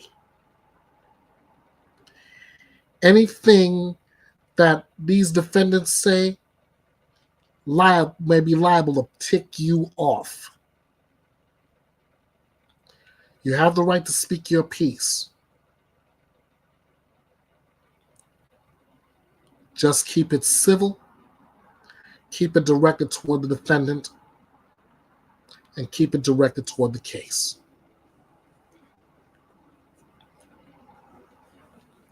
If you understand those rights as I've given them to you, throw your ones up in chat.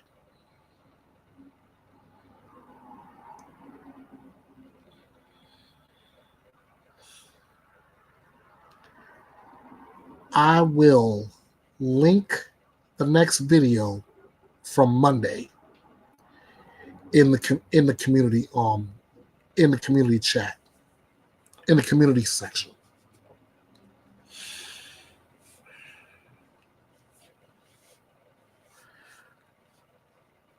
But I tell you though, just seeing those images, I am the live version of a broken heart emoji.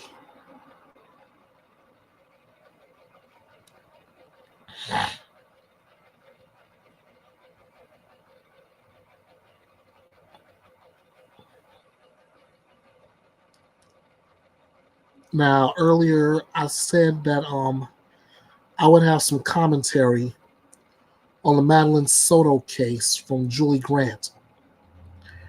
She used this as her opening statement.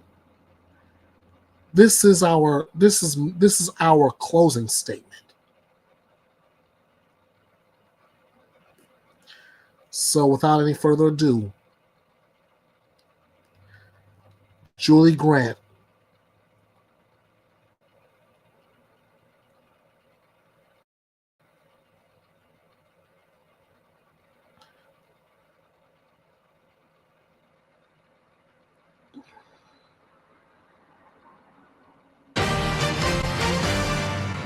Moms under the microscope. That's right, the biggest thing we learned in the press conference about the Madeline Soto case, that mom is still a suspect. That press conference, what a disappointment that was, wasn't it?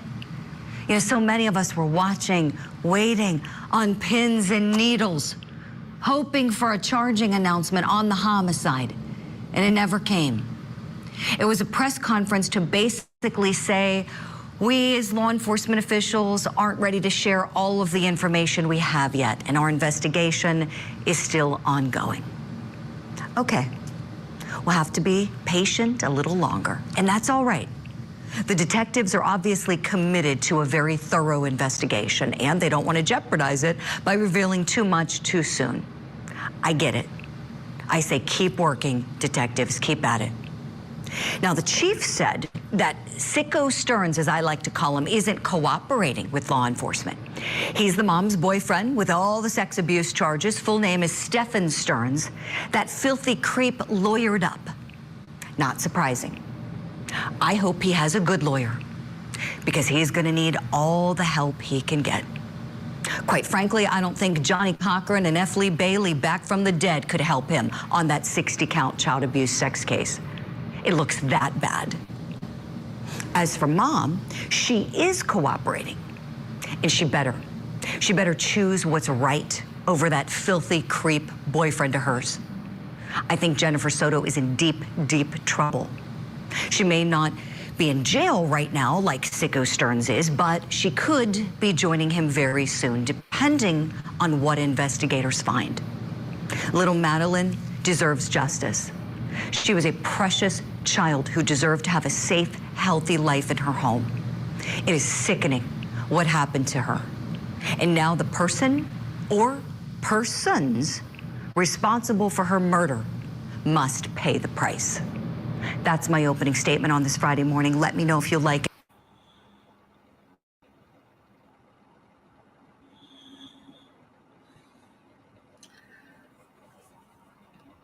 What do you think? Honestly,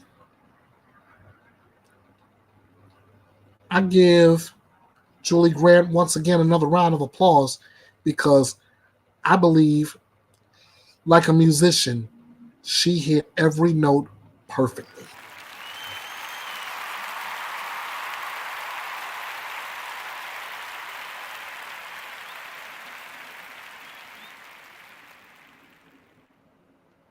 Everything that has happened in this case, including, and I'm using her name for him, Sicko Stearns, lawyering up, I'm not surprised. He's that much of a coward. Remember, I put him in the same vein as McDougal, as I put him in with Jesse Vang, as I put him with Adam Montgomery.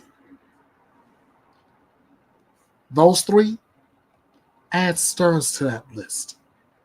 A murderer's row of cowards. And as for Jen Soto, again, I agree with Julie. If Jen Soto's going to cooperate, she best cooperate with police and not side with her man, like I've seen way too many parents do.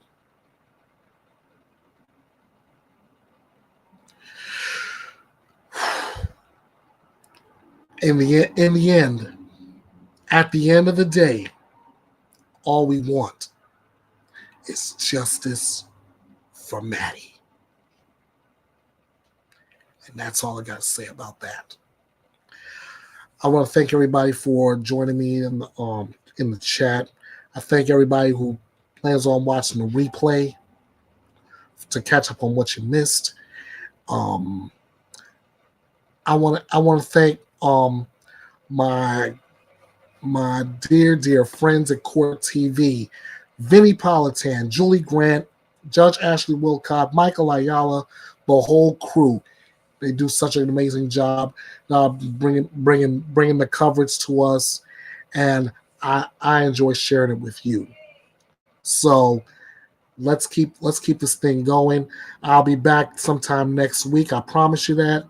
Until then, I'm Ernest Bethea, the last outlaw. This is the drama-free true crime destination known as Bethea'S Byte Reloaded. I appreciate you all, and until we meet again, you know what to do. Bite this. Thanks for watching and joining me here at the drama-free true crime destination.